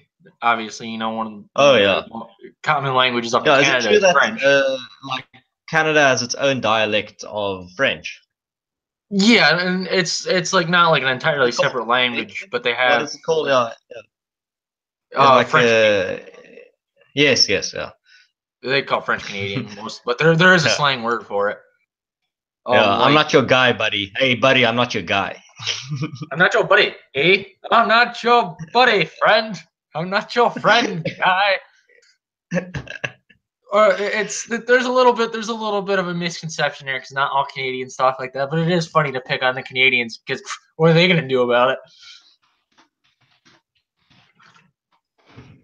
The biggest exposure to Canadian culture for me is the song from South Park, "Blame Canada," which should have won an Oscar in my opinion. Oh my god, that was so funny. When I was watching it, I was like, realistically, who the hell's gonna blame Canada? Like, what? The whole world could get nuked, and Canada to be like, what the hell's going on, eh? You know, the world would get nuked, and Canada would apologize. Sorry. Oh, I'm sorry, guy. It's funny because talking to Canadians, a lot of them are like, Justin Trudeau. Yeah, no, we don't claim him. He's somebody else. What is terrible. since you've been asking me a lot of questions about South Africa, what is I can't really discern for myself. You as an American, what is the general sentiment towards Canadians in America, or towards Canada in general? They're a joke. That's to ask like, any guy walking. Are they like American wannabe? No, I mean I consider them America's top hat. Like, they're there because we do all the work for them, we protect them, we fund them in certain circumstances. I mean, and Canadians themselves aren't like viewed in an expressly negative way. It's just that when somebody starts speaking and you hear that accent, because it's clear as day because I live in New York, and New York obviously borders Canada, so we get a lot of people from Montreal down here, and they when they speak English, it's like, oh, that person is Canadian as fuck. Like, and it's funny, and they are made jokes of, and they're brunt of many a joke, but we don't view them in a negative light.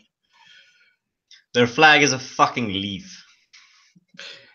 You know what they say: if we wanted to build a wall between Canada and America, we'd have to make it out of sawdust and maple syrup. But to be fair, maple syrup out of Canada is better than the maple syrup that is made in the United States. I've never had maple syrup. I've never had a taco either. That's the taco. All right. Okay. Maple syrup though.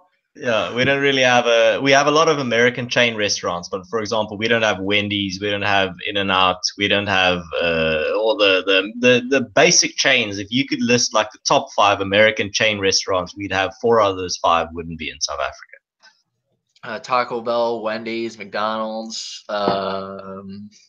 probably like In-N-Out, like you mentioned.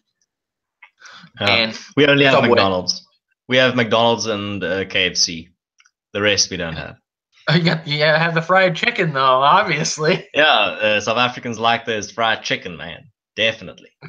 To be fair, I don't have anything against fried chicken. It's just not really my thing. But I have KFC once in my life, and I was like, well, this is depressing. Okay, I already have like a basic idea of what your opinion is going to be, but because KFC is the best fried chicken we have in South Africa. Where would you rank it if you have a top 10? Would it even make the top 10 of fried chicken chains in America? No, all the best fried chicken I've ever had has been in the South, and it's all been in mom and pop. Dude, you're making me fucking depressed. I'm fucking, dude, I'm missing out. Because I'm a big fan of chicken in general. It's a very versatile meat to me. You can make anything out of it. And fried chicken is something that I would like to explore in a culinary sense, but we only have KFC. We don't have a culture of fried chicken in South Africa. Which is surprising considering all the black people. They're going to take that clip out of the stream and frame you as a white supremacist, man. You fucking racist. I'm hoping. I'm just going to disconnect. I don't want your degeneracy. Yeah, man. I'm from the United guilt by association. If that were true, they would just take out the parts where I say I'm American. I'm a straight white male. Obviously, I'm racist. I'm gonna end up getting a page from written about me by Gerald. Just accept the fact that you're to blame for everything that's wrong in the world. Don't even argue, I'm because gonna that put would my be mansplaining. I'm gonna go put my chains on right now, and I'm gonna go down to the darker part of town. I mean, darker in the color, the skin color sense. And I'm gonna apologize to all those poor black folk. I have a couple black friends. You know what they would do to me if I acted like that? They would kick my ass for good reason. For good reason. See, I'm not a big fan of T.J. Kirk, the Amazing Atheist, but there's one clip that always gets me. That clip of him where he whips himself. Where he's like, "I'm sorry, I'm white. I'm sorry, I'm male." I saw that and I was like, all right. I was saying thing. I'm not the biggest fan of him either, but I will admit when somebody is funny. Even comedians that are of the left wing persuasion. Like I can admit when like John Colbert, for example, when John Colbert makes a decent joke, which isn't often, but it does happen, I'd be like, all right, that was funny. I can laugh at that. I disagree with you entirely on everything political, but that was funny. Yeah, that's the thing, and that's what really depresses me about the modern political climate is that I can listen to music that, for example, I'm a big Rise Against fan, and they're as liberal as they come. They make songs about gun control and whatever, and I can still enjoy them for the music.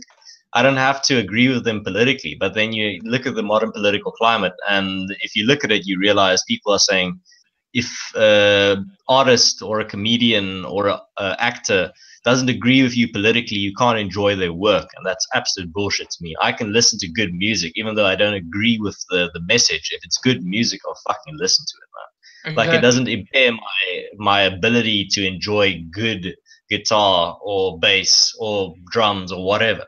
It's for me, it's music transcends politics. Politics should be a side dish. It shouldn't be the main meal. The main meal should be the artistry that's on display when it comes to music. Exactly. The real meat and potatoes should be the art. Like I'm well aware of the fact that most of the music that I listen to has an extreme left wing and sometimes even communist persuasion, like Rage Against the Machine. I love Rage Against the Machine, but I'm not going to sit here and I'm not going to sit here and try to tell you that the lead singer in the band doesn't have like a massive left wing bias. Like most of the bands that I think of right off the top of my head, like System of a Down, Bad Religion, Slayer, Slipknot, like all of those bands have at least one member that have came out and have admitted that they have some form of left wing political leanings. Especially like Corey Taylor said that openly that he was a Bernie supporter. It's like I can just because Corey Taylor. For example, Rise Against as well, the lead vocalist Tim McElrath is also a hugely anti-Trump person, but at the same time, I can still enjoy their music. Like fuck that shit. I don't care what their political leanings are. I can still enjoy the good music. I can still headbang to their fucking good song. Exactly. This person said something negative about a candidate I liked, so therefore I'm not going to listen to any of their music anymore because everything that they say now has a negative connotation. Yeah, that's your problem. Then it's not my fault. You can't deal with the fact that people have differing opinions than you. That's why I always find it so ridiculous. For example, if an actor comes out with a left-leaning or whatever, any type of political persuasion, I'm still going to enjoy their movies. If they're a good actor, I'm going to enjoy the movie for the product that it is. I'm not going to take into account their personal life. I don't give a fuck. Like they can say whatever they want. I'm still going to enjoy them as the role in that movie. Yeah, I don't really care. And I think if you take that, for example, an actor or a musician's political opinions as your gauge of determining whether they're a good artist or not, then you're missing out. Then you're missing out on some pretty fucking good music. Yeah, it's pretty good. If you just look at their political persuasions. Yeah. And it was I Am Cancer actually brings up a good point. Didn't the Dixie Chicks get censored for speaking out against George W. Bush? I don't think they got censored, but I don't think they got censored specifically, but they lost a lot of their following because of it. Yeah, Eminem is a good example. Eminem was also back in the day when he was actually good. I'm not a big fan of his new work, but I was a big fan of Eminem back in the day when he was actually making music to offend people. But at the moment, I think he's just playing it safe. I mean, he's in the twilight of his career. So I can understand why he's playing it safe, but at the same time, that's not what he is. That's not why he became popular. He became popular because he pissed people off.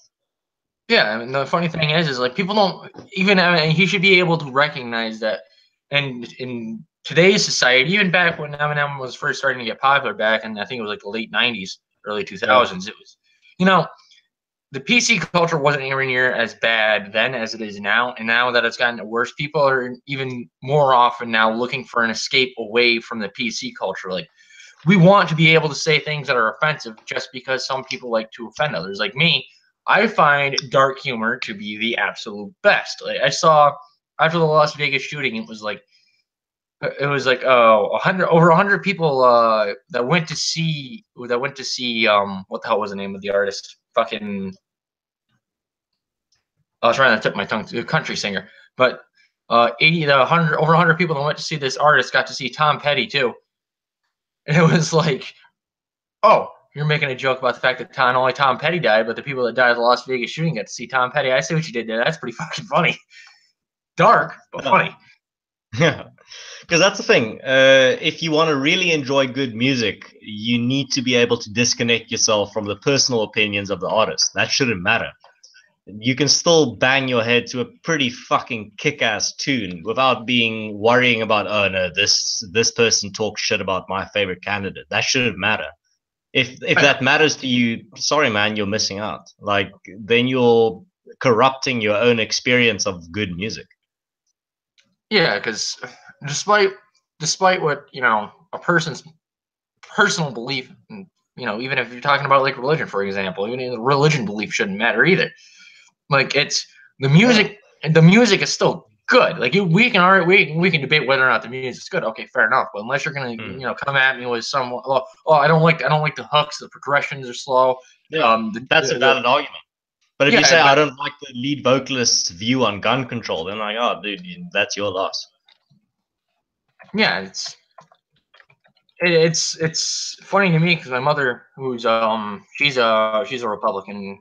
Whenever she finds out, because she doesn't use the internet a whole lot, because she lives out in the boonies, fast internet isn't openly accessible, and she finds out through some radio or whatever that somebody in Hollywood came out and said something negative about Trump, and I show up at for Sunday dinner, and she's like, oh, I heard this person who said something negative about Trump. I was like, Mom, they're actors. They're from Hollywood. They're all fucking liberal. No, man, it doesn't matter. It shouldn't dilute your experience of good music or good art in general. The artist's political views shouldn't be taken into account. I can still, for example, let's say take a radical example. For example, let's say a song is about gun control.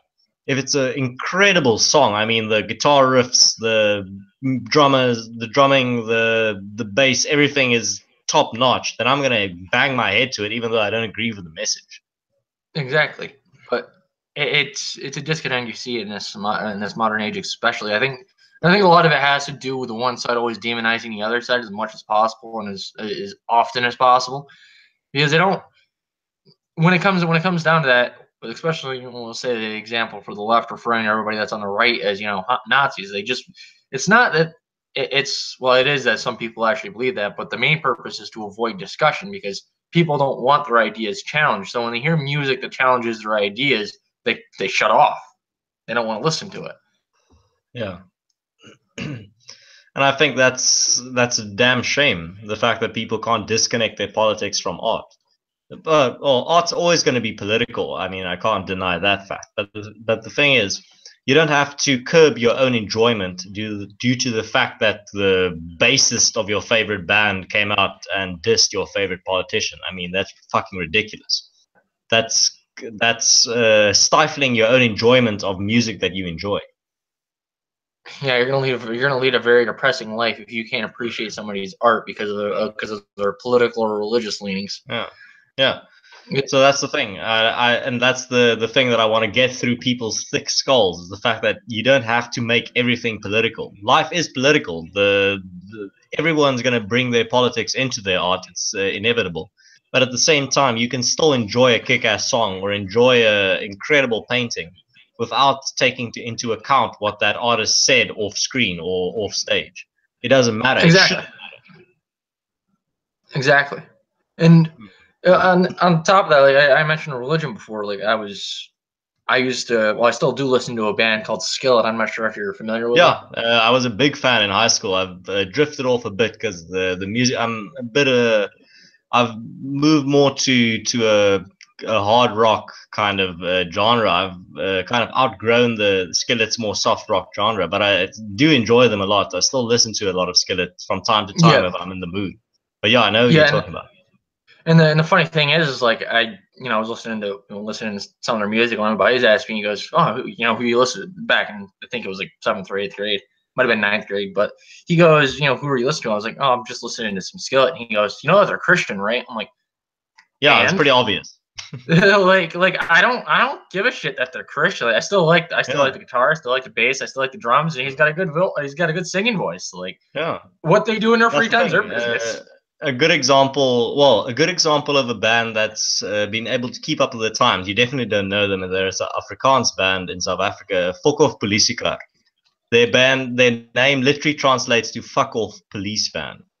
And they were a huge cultural movement in South Africa because they were the first band that had a swear word in their name. So, for example, if they're performing somewhere, they forced the newspapers to print their name with a swear word in it on the front page. And they had a huge influence on Afrikaans culture, which is pretty conservative and pretty religious. And at the same time, they released a new album, I think last year. And I do appreciate the fact that they could keep up to date with the current politics. So their first incarnation, when they first started off, they were pretty liberal. They were pretty anti-conservative, pretty anti-traditionalist. They criticized religion. They criticized conservative thought. But then they realized now, as they matured in 2017, they realized, oh shit, okay. So we've been criticizing this culture for half a decade, but now this culture is being beat down by the rest of the world. People are conservatism is no longer the establishment. The establishment is now the left. So now their new album, they've switched over. They are now criticizing neoliberal ideas. For example, one of the lines from one of their new songs is um, "White tears, white guilt hangs like a guillotine above my head," which is a pretty relevant line. The fact that as a white South African, a white youthful South African, you feel this guilt, you feel this constant barrage of people criticizing you for who you are or criticizing you for your race. And that proves to me that they have their finger on the pulse. They realize that, oh shit, okay, the paradigm has shifted. We need to adapt our lyrics. We need to realize that the counterculture has shifted. The counterculture is no longer liberal. The counterculture is now conservative. The counterculture is now traditionalist. And they switched their entire tune, which I can't stop raving about how much respect I have for them for the fact that they did. And I think that's a symptom of the times that a lot of bands and a lot of artists have fallen behind. They're still part of the old paradigm. They still think that it's the left is the counterculture, that they're fighting the right wing establishment, but that's not true. The left wing has become the new establishment, and you need to adapt to the times. That's why I'm saying I'm not a big Paul Joseph Watson fan, but I do agree with his sentiment that the right wing opinions have become the new counterculture. It's become the new unpopular opinion. Mainstream opinion is left. You get left wing opinions, like I said, from Hollywood, from the music industry, from university, from the media. It's all controlled by the left. And if you're right wing, you could lose your job. You could be ostracized. So if you're a right wing artist, then fuck, dude, you're the counterculture. A good example is one of these new bands that I discovered recently, Dream Machine. I definitely recommend them. Great fucking band. But the only reason I discovered them was because a journalist wrote a hit piece on them. Because they were asked in an interview, "Do you agree with Brexit?" And they said, "No, it's a good idea. We agree as ideologically with Brexit." And then this one journalist wrote a hit piece in the Guardian, I think, on their band, saying, "Yeah, these are right wing extremists." And I read that hit piece. I'm like, I've never heard of this band. I'm going to give them a listen just because these people hate them so much. And then I discovered one of my favorite bands now. They're in my top 10 just because some liberal hack wrote a hit piece on them. Well, yeah, it's funny. It's funny that you mentioned that because back when you said that somebody was going to take that snippet out, and then put it, make a hit piece on it. I was going to say I really hope that Jared Hope does, because it's going to because there's going to be a large group of people that know he's full of shit. They're just going to be like, I'm going to look this guy up. No, yeah, he's not outright. Therefore, increases my viewership. But Yeah, it's like exactly. they don't seem to the especially those that do those hit pieces don't realize that what they're doing is they're taking that person that they view with such malice and then they're putting it in the public eye and they're getting noticed by people that normally wouldn't have come across them in their day-to-day lives. Yeah, there's no such thing as bad publicity. And Exactly. that's what happened with Trump as well. If you read the WikiLeaks emails, you realize that Hillary Clinton's campaign propped up Trump as a Pied Piper candidate. They they contacted their contacts in the media and told, let's get this guy popular. Let's start talking about him. He can never win. And that, I will definitely admit that I think that contributed a lot to his momentum. The fact that everyone was talking about him, the fact that he was being injected into the American psyche. I think, yeah, and if people don't understand it, is like when you said that, no publicity is bad publicity. Is like a lot of the things that they came out about Trump were like, oh, he's a racist, he's this, he's that. Is like people actually like a lot of people heard it and are like, I don't necessarily trust this. This seems like it doesn't sound right. And they go and they look into his backstory, like what he did with his life, and they're like, yeah, you're full of shit. Now I'm gonna vote for him because you guys lied about him. Also, Hillary is literally Satan. Yeah, so that's the thing. And a lot of the MAGA crowd won't probably agree with me. I think a large portion of Trump's success is not down to the fact that he's an incredible candidate. It's down to the fact that Hillary is just such a fucking dog shit candidate. I mean, a brick could have won. Yeah, right. And the funny part about it was, even though that is an undeniable truth from what we know about what Hillary did, and that's not even including the shifty shit that the Clinton Foundation did in Haiti, and all the people that disappeared that work under all of the information that got leaked regarding the people that were working under her during the presidential campaign of the DNC. It's like that is. I always like to tell people you're more likely to be killed by Clinton than by an AR-15. Well, I mean, Clinton's killed thousands of people. The AR-15s only rifles in general only account for like 150 some odd deaths a year. Yeah. More people are killed by bare fists than by AR-15s or rifles in the US. That's a pretty significant stat that people don't want to acknowledge. And it's not even by like a few. It's like double that number. Yeah. It's like so do you want to ban kitchen knives now? Do you want to ban bare fists? Good luck with that, though. You start talking like that. You joke, but some smart ass is gonna say that. It's Poe's law that you can't parody a radical. Yeah, well, yeah, you parody a radical till it comes true. It's like I remember after the incident in New York. Someone out there believes that. You can think of the most eccentric parody of, for example, someone on the right wing or left wing. Someone out there believes exactly that you think is the parody, and that's what defeats the whole purpose, is the fact that you can't parody a radical because someone out there believes that shit. Oh yeah, like after the incident in New York City where the guy went fucking crazy and ran over a bunch of people with a truck. Like I joked about it like the day that it happened on Twitter. I think it was. I was like, we're gonna get somebody that's gonna be like, we need to ban trucks in the cities because they're dangerous. Sure enough, like fucking a week earlier, I saw an article in the New York Times. It was somebody that was working for the mayors recommending that when they ban trucks in the city. I'm like, I was joking. It's insane, dude. It breaks my brain, the fact that people think like that, the fact that people are willingly turning themselves into parody. Life imitates art. Yeah, well, they don't. The sad part is they actually take themselves serious. It's not even like it's a joke to them. They're just like, yeah, we actually believe this. We actually believe that banning a rifle entirely is going to keep people from using it. It's gonna be like that. It's like that whole gun-free zone thing that they had, and it's like you do realize all you're doing is basically putting a sign out your front lawn that says, "Hey, victims here." It's like the guy's not gonna walk up. The guy's not gonna walk up and be like, "Huh, gun-free zone. I better not go shoot up the school." It's a good thing I saw that sign. I'm gonna go get another beer so you can tend to the chat while I'm away. I'll tend to him. Real dirty like. Let's see what we got going on here. Oh, you will get Clinton now. Well, if I disappear, you all know why. Yet there's people who think that Hillary is the best person to lead the free world. That's depressing because it's true. You can't ban nice. It does not work. Just as the UK government. Yeah, I was fucking laughing my balls off when I heard that. I also read an article from the UK that some kids, broke into a woman's backyard and were trying to get into her shed, and she threatened them with a knife, and the police were going after the woman for protecting her property. Glad to know that the police over in the UK really got their priorities straight, folks. Let's see here now. They tried in Sweden. They said they should ban cars because men drive them and take up space. The government said, "Are you fucking kidding me?" They're giving up liberty for a moment of safety. It's not even a moment of safety. They're not going to get ran over by cars now. They're going to get ran over by pedal bikes.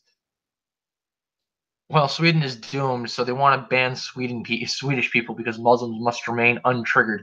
The Muslims could suck 3/5 of my flaccid cock. I know you're not joking, Max. I know you're not joking. It's just depressing. There's a certain amount of craziness that I could take before humanity's done. I passed that point. I've come to the conclusion that the only thing that's going to straighten humanity out is some form of almost extinction level event. Like Yellowstone needs to pop, like today.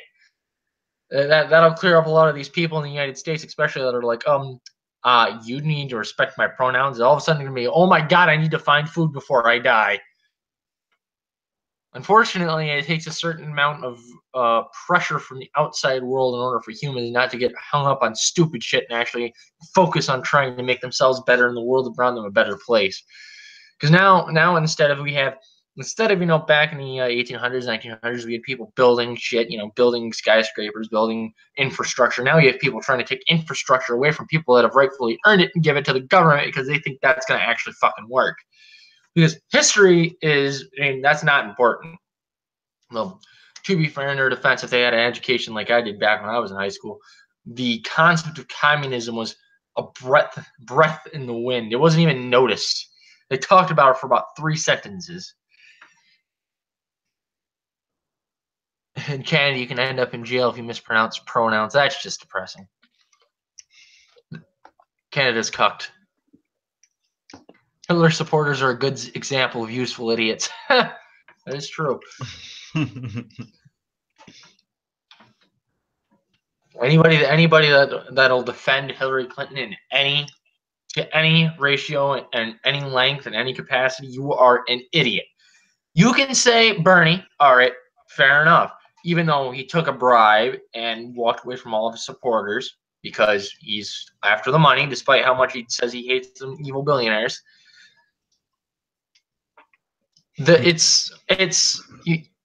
I'll give you Bernie. All right, fair enough. Hillary, come on, there's no defending that. See, Bernie is as popular as he was because he was an outsider, just like. Yeah, and he was promising actual change.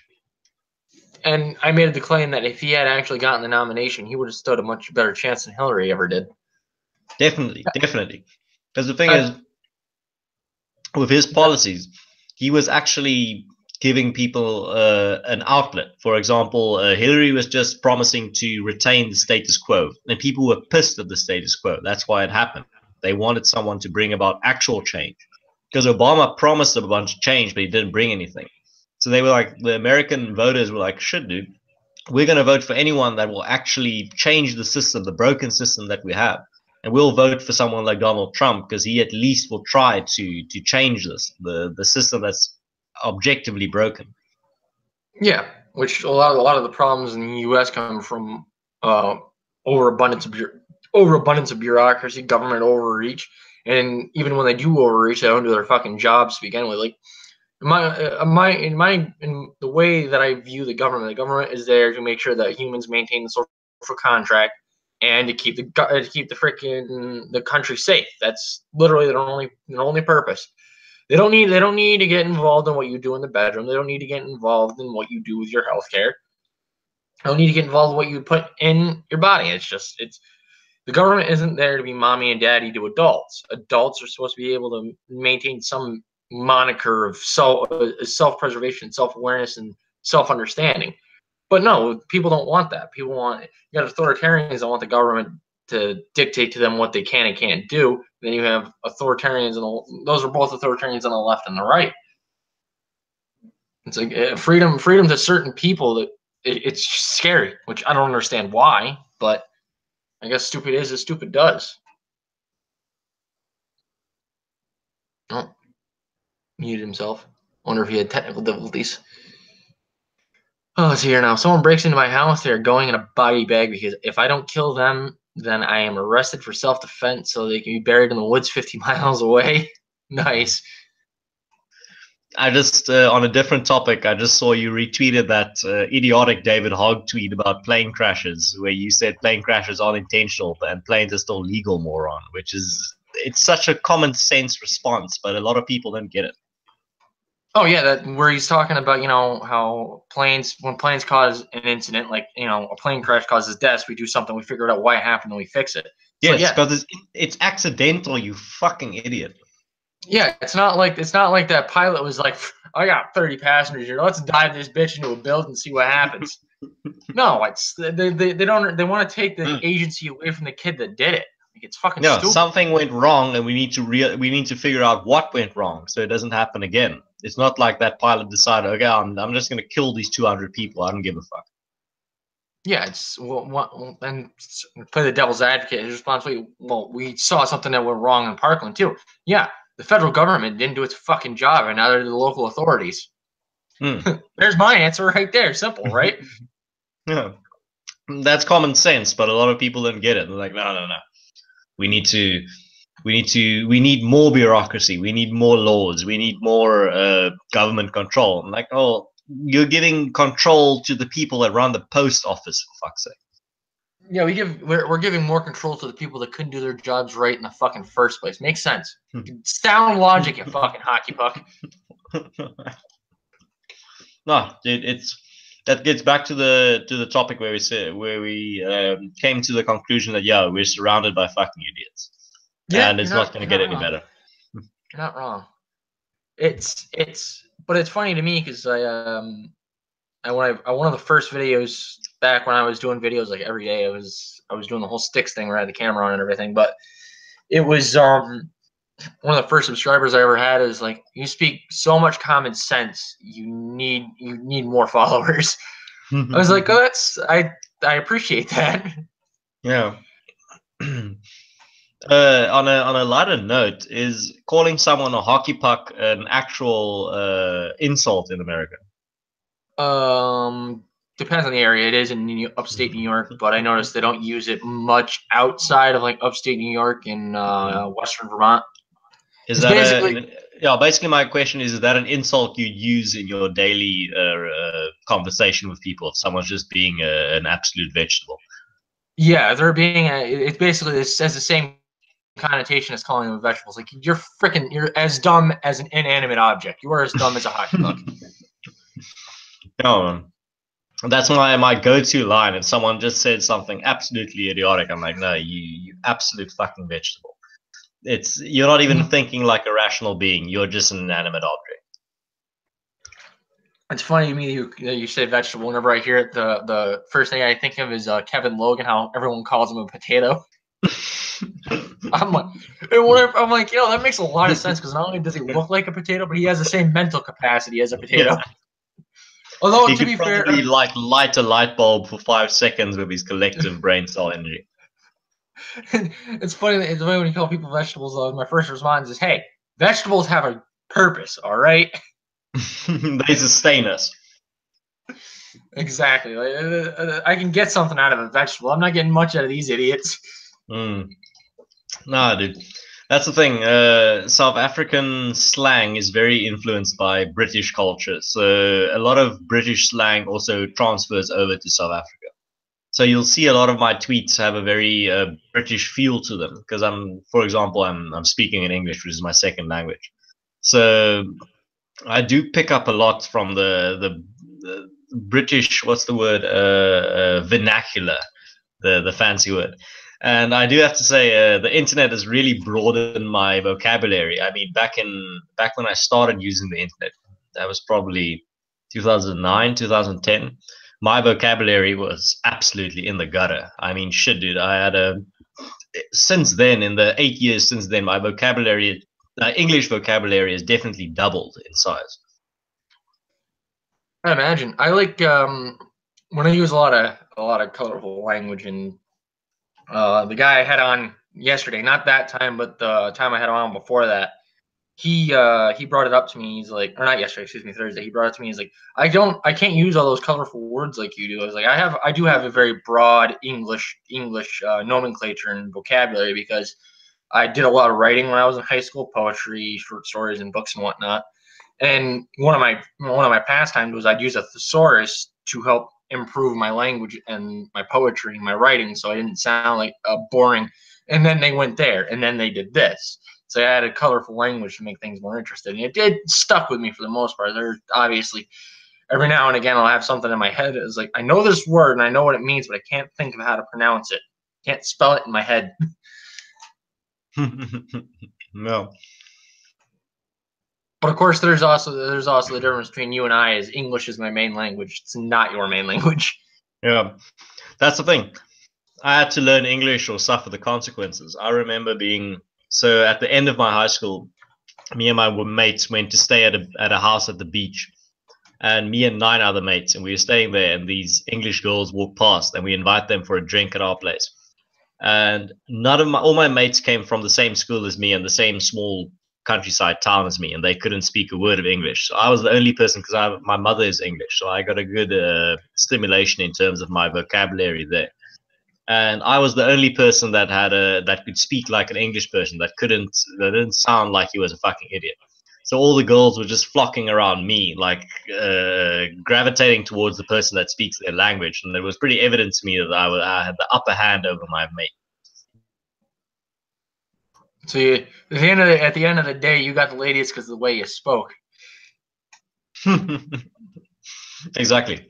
That's the first time I ever heard of the concept of somebody's language getting them laid. Actually, that's not true. I know there are certain accents that the people in the U.S. are really. There are some women in up where I live, like they like the men with the southern accents, like it's a panty dropper for them, or they like the ones with the British accents. Yeah, I know the British accent is pretty big in America. Yeah, I mean, I That's don't like it. sophisticated. I don't. I mean, I don't like it personally myself, but each their own. Different strokes for different folks. Me, I have a personal bias against the British. Maybe it's the fact that they put my people into concentration camps. Maybe it's a minor thing. that might do that. You know, that's like I heard the Jews aren't big fans of Germany. Like I don't know where they get that. I wonder why. Can't That's imagine. the thing. A lot of people don't realize that the British actually invented concentration camps in the Anglo-Boer War in the early 1900s, or 1899 to 1903.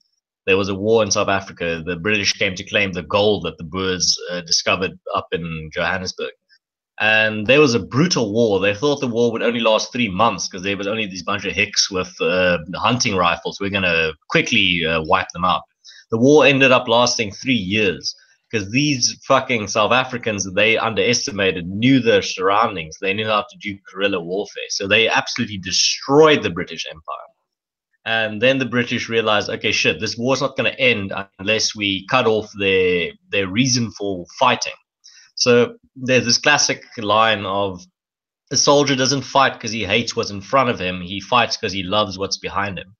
So the British took all the women and children of the Boers, my culture, and put them into concentration camps where they absolutely abused them, where they malnourished them, they put glass into their food, they raped them, they absolutely abused them. And that broke the will to fight of the Boer culture. They had nothing to fight for. Their farms were burned down. Their women and children were being tortured in concentration camps. I mean, shit. If that's not a reason to give up, then nothing is. And that's how the war ended because they implemented scorched earth policies. Huh. An interesting piece of history I wasn't aware of. And an interesting thing how that ties back to Nazi Germany is that Hitler was actually a big fan of those concentration camps. He studied those British concentration camps as a blueprint for his own. I mean, Hitler in himself wasn't a very original individual. But that's I've read Mein Kampf, and it's all I got out of it was it sounds like Catcher in the Rye. It sounds like a whiny teenager who doesn't want to take responsibility for his actions. So that's all I got out of it. I didn't get any feeling of massive amounts of white pride, because that's Mein Kampf is my struggle. Like he was basically he was blaming an entire group of people for all of the wrongs that had happened to him. The guy's no different when the SJW say that all their problems. That's exactly what I wanted to say. That's eerily similar to the SJW movement, where they just blame everything on the white man. Everything that's wrong in your life. It's not because you made terrible decisions. It's not because you studied feminist therapeutic dance theory. It's because the white man's keeping you down. That's why. The patriarchy. It's not because you fucked up. It's because the world is the deck is stacked against you. Yeah. I can tell you, it's as a white man, a white straight man in the United States, I am afforded no other separate, despite what you've heard and seen on TV and in media and everything, I am afforded no different rights than if I had a black man sitting right next to me. As long as he's not a criminal. I'm gonna have to call you out there. I know you're fucking lying. I saw you at the patriarchy meeting last week. Don't fucking lie to your audience. Dude, what did I tell you about that shit? Jesus Christ. We're supposed to keep that secret. I'm going to the Juminati one next week though. Oh shit, I'm supposed to bring that up. Yeah, bro. Every morning I just wake up and the first thing I think is how am I gonna keep the black man down today? That's my only mission. Well, my day starts off. I go out into the cotton fields and I whip them. What? No, is that racist? It's such a ridiculous way to view the world, but it's comforting to a lot of people because it prevents them from taking personal responsibility, and that's what every person wants at the end of the day. No, they want to be able to fuck up and not face the consequences. But it's someone else's fault. No, it's not my fault. I worked hard. I tried my best. It's because there's this external force that conspired against me. Yeah, I don't have to take responsibility for my actions anymore. Great. Yeah, you fucking moron. No. John Paul Sartre said, humans make choices, but at the end of the day, choices make us. You are who you choose to be. So if you don't put in the effort, you're not going to get anywhere in life. That's a pretty hard fact. If you're going to sit around, smoke weed all day, not do anything, you're just going to exist, basically, then fuck, dude, you're not going to achieve anything. Yeah, life is not going to change unless you go to change, which is the reason why Jordan B. Peterson. God, can't English today. A lot of the things that he said. Clean your room. Exactly. Like, yeah, it makes sense. Like, start fucking cleaning yourself up. You'll live a better life. It's funny to me because everybody's like, oh, it's just anti-woman rhetoric. No, it's like, and I think one of the guys, it was funny because it was a man too. One of the men that I saw that was saying that was anti-woman rhetoric he showed the clip of Peterson getting all emotional when he brought up how the young men were coming up to him. I was like, these young men are coming up to him with a problem and he's trying to help them. And that makes him emotional and you're going to point out how bad that is. Fuck you, dude. Fuck you. And I'm not even... Just a story to give you some perspective, and I think it's going to give you a little bit of hope in humanity. The other night, I tweeted it out. I was sitting in the bar, and I was sitting next to this pretty fucking incredibly cute girl. And she starts talking to me and my mate, and she says, do you guys know Jordan Peterson? And we just sit there, and our jaws just drop. This 20-something girl is a fan of Jordan Peterson at the southern tip of fucking Africa. That just shows you the influence that he has in terms of the world. He's changing the world, not to be exaggerating. I don't think it's an exaggeration to say that he's having an impact on the world as we know it. And so I'd be like, marry me. I almost said that, but I kept my cool. Fair enough. I'd be absolutely surprised because I live in it's chartered as a city, but it's only got like 11,000 people where I live. And even though we live in, the upper section of New York where it's a little less liberal, a little more country, a little more, conservative, traditional lifestyles, I go to the bar and I meet at least one feminist a night. And it makes me want to shut down a conversation more than hearing a woman say that she's a feminist in this day and age. Because I just know I do not want to get involved in that bag of worms. It's like the last thing I need is some woman accusing me of rape because she regretted having sex with me the night before.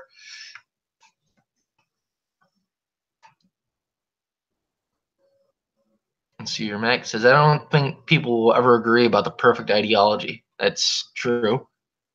The angle of communism and Nazism is not too different. Both are totalitarian and looking for world domination. That is also true. The Communist Manifesto reflects a lot of modern-day feminism. Yeah, remember what I said when I meet at least one feminist tonight, and I'm like, hell no, yeah, that's part of it right there. I don't want no goddamn commie. It's better dead than red. I'm assuming conscious carousel. Oh, there he is. Yeah, no. So the thing is, yeah, no, I've been listening. The big thing is for me that interview that Jordan Peterson did with Kathy Griffin, I think was a big win for the culture war. I think that exposed a lot of people to the hypocrisies within feminism. They realized, oh shit, wait, this guy's talking a lot of sense. Shit, I shouldn't be agreeing with him, but I can't resist. Yeah, I can agree with that entirely. Also, all of the more fucking hilarious memes that came out of that. And that gotcha moment, which is immortalized in history forever. They're going to write in the history books about that moment where he just breaks her brain, where she sits there, and he's like, gotcha. Oh, one of my favorite ones I saw that was a meme. It was like the minute that she starts doing the it goes into like the window reboot scene, like when it shuts down. Blue screen. Oh shit.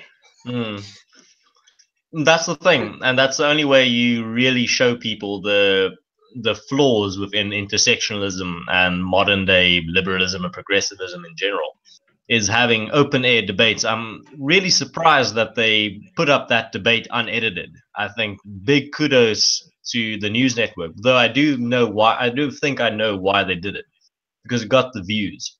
They knew that this was going to blow up. They knew Jordan Peterson has a big following online, that they'd all watch it and share it. So I do think that's why they put the entire interview up, because they knew that it would get traction. It would get them ratings. Also, since that, I was going to get traction, I was going to get so many ratings. They also knew that if they fucked with they edited it in any way, shape, or form, it was going to get called out. That's what happened to Vice. They also interviewed Jordan Peterson, and they visibly edited him in halfway through to say something that he didn't, and people called them out on it. And that video has like an 80 to 20% dislike ratio. Perfect. That's what, and in reality, the situation is like, if the guy's viewpoints are so scary to you, maybe you need to change your personal beliefs. Might need a little bit of change in there, pal. Like if the mere concept of a differing opinion scares you, there's something wrong with your opinion. You need to do some introspection. Maybe you need to look in the mirror. Because Exactly. the thing is, for me, sunlight is the best disinfectant. If someone is wrong, I want to give them a bullhorn so everyone else can hear why they're wrong as well. Exactly. Like if the mere concept of let's say for the sake of argument, like Sargon recently when he went and did that rally and he got attacked. Like Sargon's not a right winger. I'm aware of that. Like he makes it very he's pretty liberal. He's a classic English liberal. Yeah, and it's like, why this guy's viewpoints fucking scare these people to the point that they want to attack him. Like maybe, just maybe, you're a bit too far left. Perhaps. Yeah, it might be a clear indication that some of your viewpoints need to change a little bit. Yeah. But no, these people are so terrified of introspection that they'll just indulge their cognitive dissonance. But the thing is with that, is that a direct result of not just education, but raising by the parents as well? Yeah, no, exactly. I think, for example, I'd qualify as a millennial. And I think my generation's been raised to not think for themselves and also not to be able to care for themselves. We're a pretty useless generation. I could agree to that. I'm also would be considered a millennial, unfortunately. I think we're one of those generations that will only be a footnote in history. I think Generation Z will be much more influential. They're the most conservative generation since World War II. So I think there'll be a much more competent and influential generation than we were. I think the millennials will pretty much be remembered as the runts of history. The wannabe commies.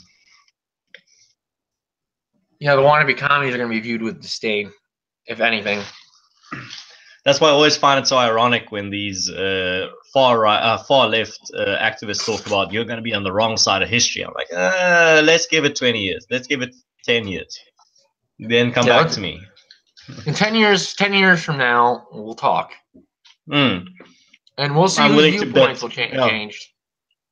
I'm willing to bet my house I'm going to be all right. Maybe I'm biased, but let's see. I'm pretty confident. Unfortunately, I'm on the side of freedom.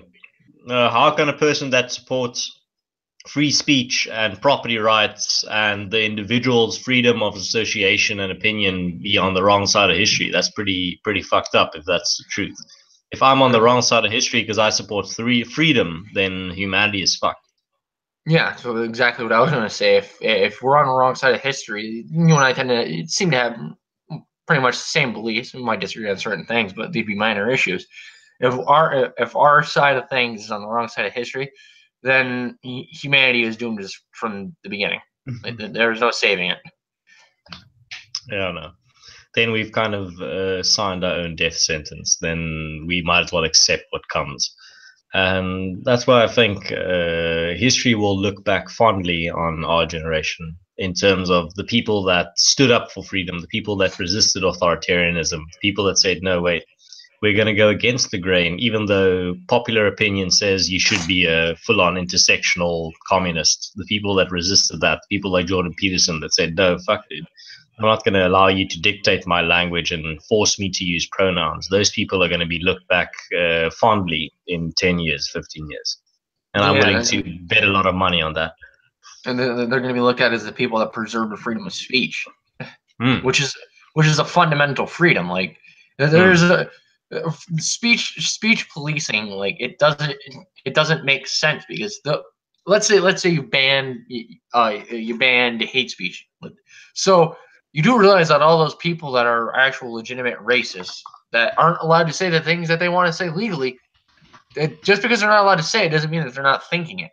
They're still thinking it. They're just not allowed to say it. So with the freedom of speech, the people that are allowed to say those things, you are well aware that they are racist and that they have personal biases that you can either avoid or keep into consideration when you're having a discussion with them. Yeah. If it's wrong to support freedom of speech, then I don't want to be right.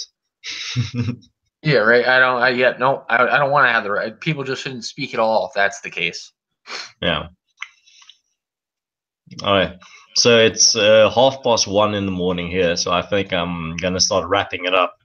This was a pretty interesting topic and pretty interesting stream. Thank you for inviting me on. I definitely appreciate it, and I'll definitely come on in the future to participate again.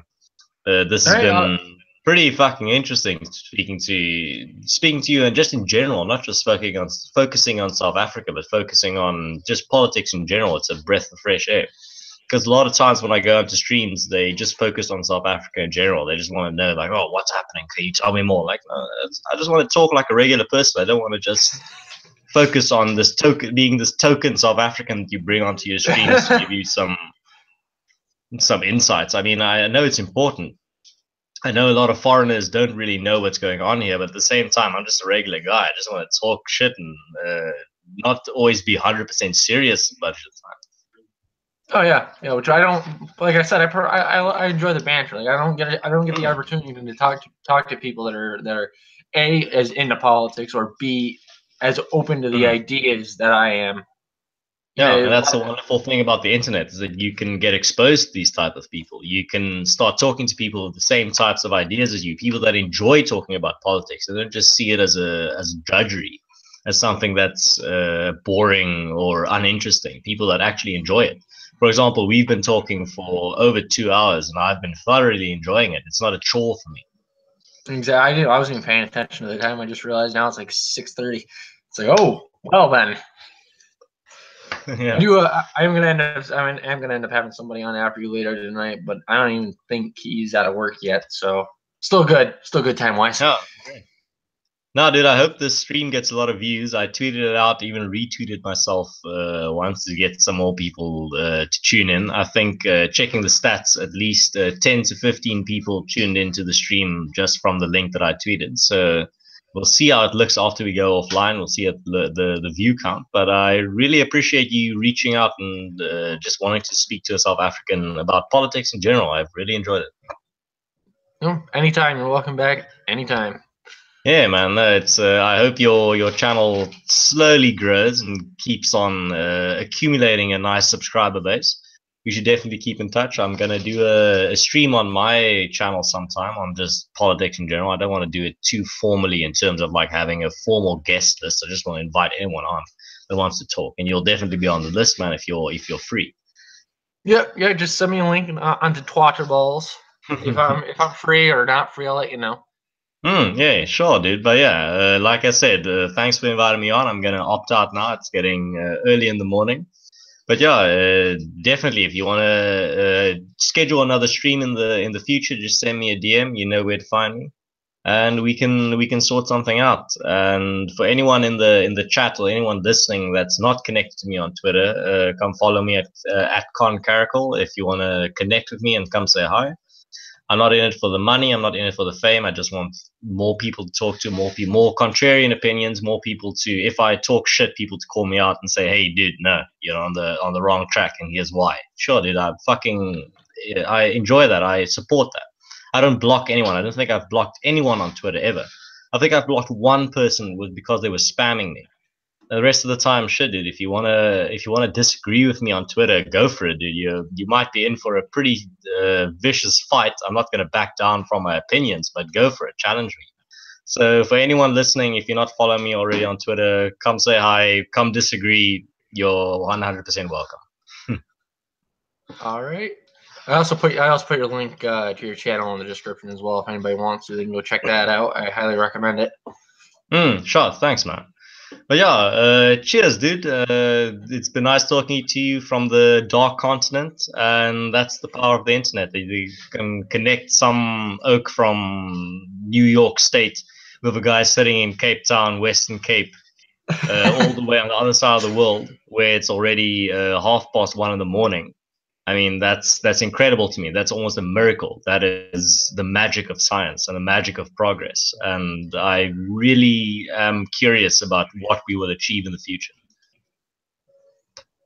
and where all this shit is going. Yeah, what's going to happen? That's the thing.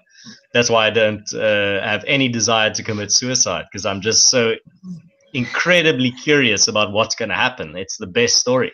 It's like watching the best movie in the world because it's real.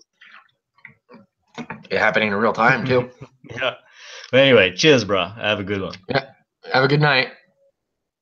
Cheers. Yep. So let's see. I'm probably gonna wrap it up here in a minute. Just checking, make sure I didn't miss anything. I am Cancer. I put his @ in the chat, so you can find him that way if his link isn't working. And I'm gonna call this done. I will be going live sometime later tonight. I'm not too sure yet. He hasn't gotten back to me. It's gonna be Pop TV, which is Pissed Off Popsicle TV. I want to talk to him as to a little discussion about why Twitter smacked his pee-pee, among other things. But other than that, have a wonderful morning, afternoon, evening, and/or night, and I will see you cunts, well, later tonight. Have a good one.